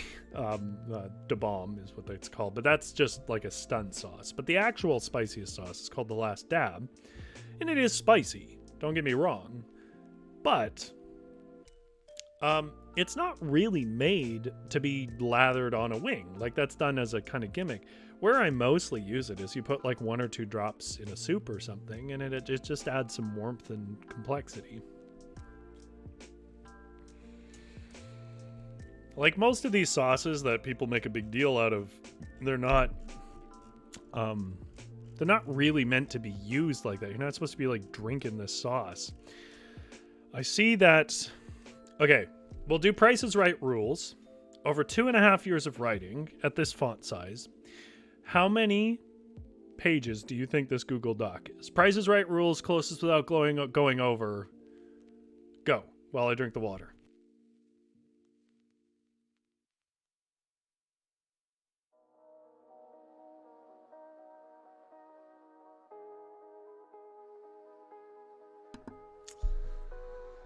Jumpstore says, are Carolina Reapers still the hottest pepper? No, Smokin' Ed's got one that's supposedly more hot, I think called Pepper X. Witchery says sweet chili. Okay, Uncle Kitty says 135. Witchery says 1200. I'm gonna let at least a couple more guesses come in. Closest without going over, and the prize is unbelievably good. And definitely existent. Jumpstore says, I've never heard of Pepper X, because you would basically only get it through Smokin' Ed Curry. GS says 2700. Tammy says 1400. Okay. So the closest, I have to scroll for this to show up, is actually Witchery and Jumpstore. At there are 1233 pages in this document. Okay, I'm gonna read it back now. Witchery says, I feel at some point you're just trying to hurt people's stomach. I mean, it's also just, it's like anything, you get used to it, right? If you eat hot peppers all the time, then your tolerance just gets so high that you're looking for hotter and hotter things. But I think also, like I said, a lot of the time, the point of a very powerful pepper is it doesn't do as much to the flavor, right? It's more subtle, because the whole thing would just taste like jalapenos if you tried to make it as that hot with jalapenos. Okay, well, at the top of these 1233 pages is my story, so I'm going to read that back now and then we'll call it a day. If you are coming to this part of the show, it's because you just want to know what we came up with, and what we came up with playing the game Precious Things. So I called this stream The Return of Little Things, a Precious Things playthrough, and we played this game called Precious Things, which you can get on itch.io. I will have it linked in a pinned comment below. I don't know the creators, and I don't owe them anything. I bought this with my own money and all that, but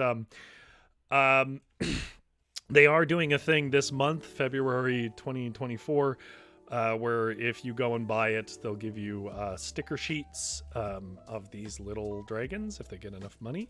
And the art is really quite a bit of the charm of this game. So if you like it, maybe now's the time to get it. Again, I get nothing for it. This is not a promotion. I'm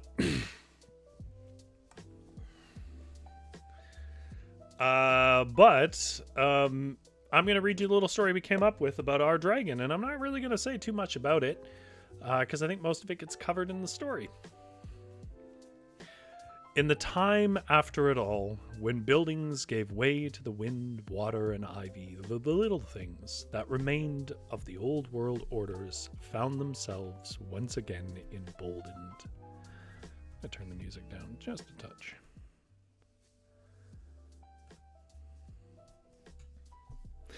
The few humans still wandering, nomads in most ways. There were a few humans still wandering, nomads in most ways, but they left much alone that they had once infested. In those spaces they left clear, crawled out the bugs, fae, and the dragons that lived for so long in the much narrower cracks of a once populated world. These little things may have been a beast of immense power or proportion before the rise of men, but were in reign now were much smaller things. A devolution from the mighty days of their past, a millennia or more behind. Few were more markedly shrunk, though, than the dragons. Once fire-breathing colossi that could wrap a mountain with their body, they could now kind of reach the length of an arm, but only with a good stretch of their toes and fingers. The collapse of all silly things also meant that these dragons had no cause for hoarding gold or jewels, but a dragon is a dragon still, so one finds sweets and teas and polished stones piled up in corners of collapsing homes, and that is a little marker that tells a traveler a dragon crawls about those ruins. Our story begins in an old bakery near the coast, where a pile of wool, pressed down into a well-used bed, lies with flecks of iridescent scales. Legolas was bathing in the dew accumulated in a morning glory bloom when he overheard a passing group of humans speaking of a place flush with colorful plastic bricks. He was a cautious dragon, for they could be dragon hunters, but he scuttled up on a crumbling marble eave and listened carefully. He was as slender as a vine and moved as smooth as the wind, so they did not notice that tiny dragon dropping in on the conversation from high up in the eaves. "How was your day, Jebediah?" rasped a slouched, thin man hauling a two-wheel cart full of herbs and old scraps of metal. "Got choked out by raccoons, Roy," said a bloodshot-eyed man rubbing at his neck. "Them damn things get bigger every year, bigger than bears now." Now, don't be dramatic. Them things weren't choking you. They were just trying to wash you before they had a nibble on your flanks," the spindly man said with a wink. "Hardy har," the gruff man said, still rubbing his neck. Then he changed the subject. "Did I ever tell you where I spent my winter 2 years back?" The spindly man did not respond, but for a grunt, as he was suddenly preoccupied with a pile of mossy rags he picked through. "It was this place full of bright-colored bricks, but not like the bricks you and I make huts out of." He coughed to the side for a moment, then elaborated to his disinterested travel partners. "They was these tiny little things that clicked together. There was thousands of them, some built up into little castles. Apparently used to be a place for kids in the afore times. Fun little things unless your shoes got holes." This snagged his partner's curiosity. "Now why would the state of your shoes matter?" "Them little things were tiny, but they had these sharp, painful edges that really dug in when you stepped on them," the man said, as they started to catch up with the spindly fellow who had moved on ahead up the ruined old road. "Why'd you get stepping on him?" the little dragon heard them say as they turned out aside. "Ennui, of course." "On what?" "I'm joking. Obviously we never intended to step on him, you damn fool." And that was the last little Legolas could hear before they disappeared out of his ruined little town. Well, Legolas bounced and flipped and wound about a nearby pillar in utter joy at this news, for Legolas was a descendant of the grand old dragons, but had simpler taste, more appropriate for his diminutive size. He was a dragon of the plastic brick, a Lego dragon, and he found power and comfort in the sharp little things that proved such a menace to these passerbys. Immediately, he knew he had to head north. Nothing mattered more than finding this promised land of rainbow bricks. He rolled himself in his woolen bed, winding a sweater about his noodle body, and began his pilgrimage.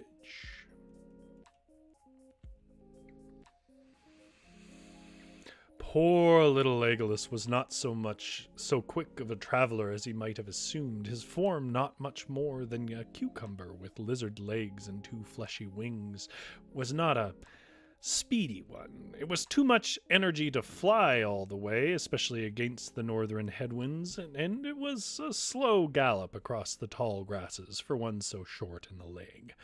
The tall grasses were their own challenge as well, since navigation required intermittent high leaps with a quick flutter of its wings.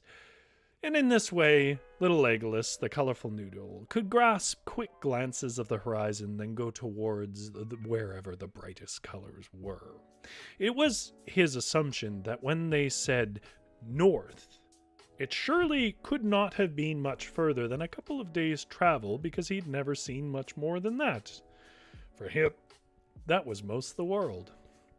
So when, after a few hours of galloping about the roots of wheatgrass and hovering to find a path, Legolas finally saw the ruins of some grand building coated in bright colors, he assumed he had found it. And with a chirp and a whistle, Legolas broke into song and sprinted for the colorful hill. Of great things in fire come I, beast of many colors and fearsome cry, to take the bricks from under your feet and hoard them as my little treat.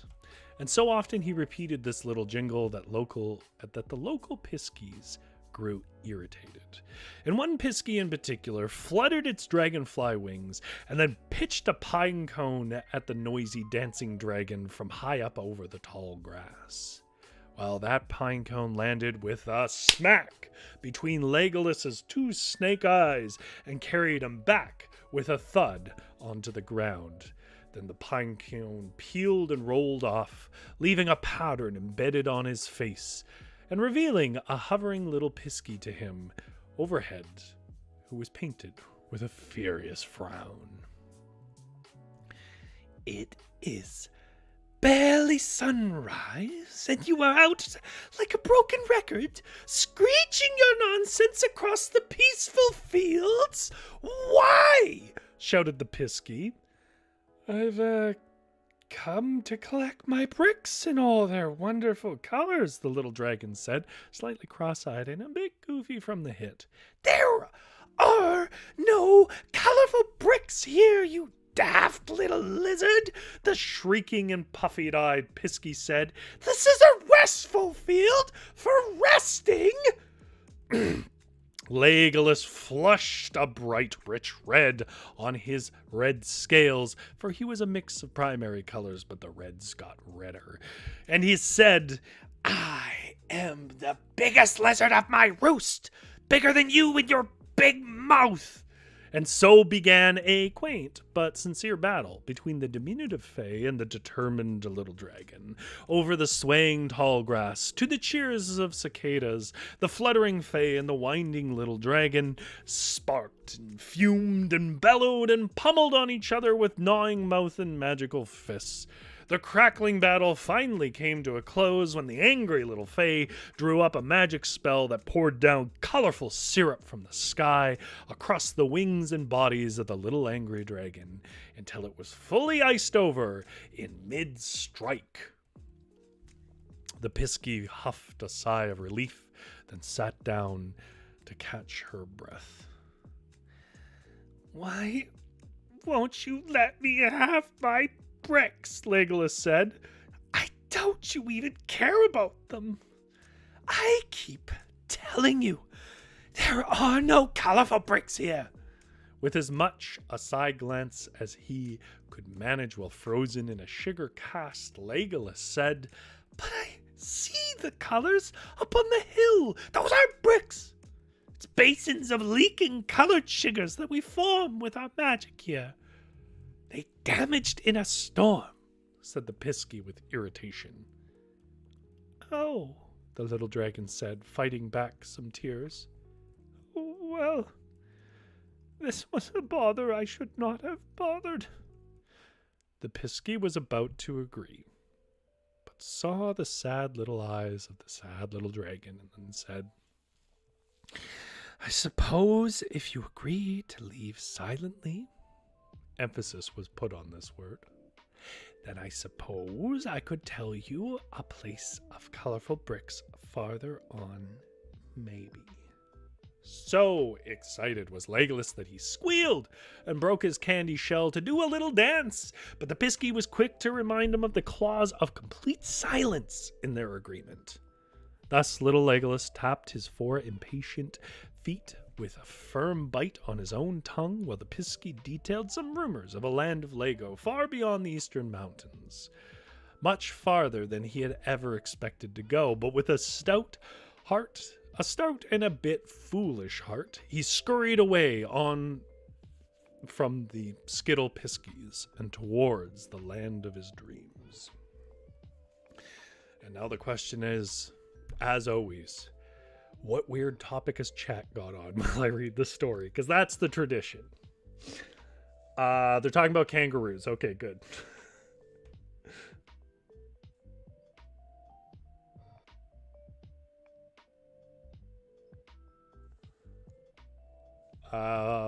I genuinely don't know what they're talking about.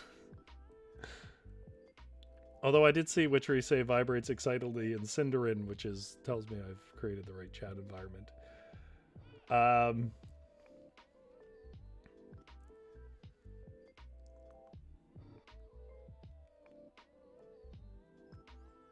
Yeah, I guess it did wind up a Witchery stream. Okay. Well, Piskies are largely from Cornish, so it's not Icelandic, so that's not Lord of the Rings.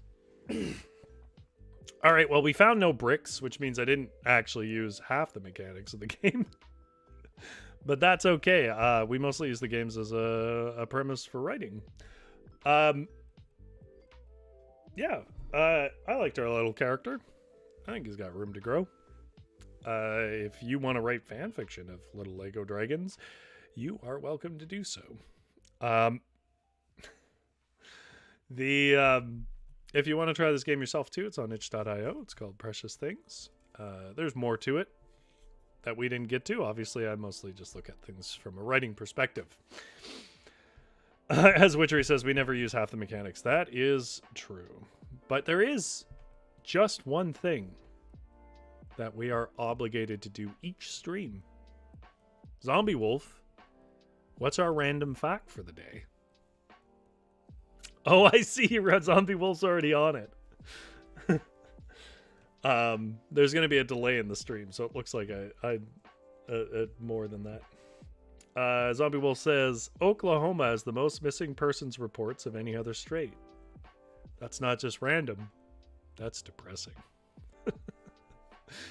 All right. Well, thank you very much for everybody who stopped by. Gauch for giving the stream a chance. I hope you enjoyed yourself. If not, thanks anyways for giving it a chance. Witchery, Uncle Kitty, Jump Store, GS, Tammy, for joining in and giving great ideas and helping me develop a little tale of a little dragon. We'll have Fairy Tales back on Tuesday, and we'll have more of this next Thursday.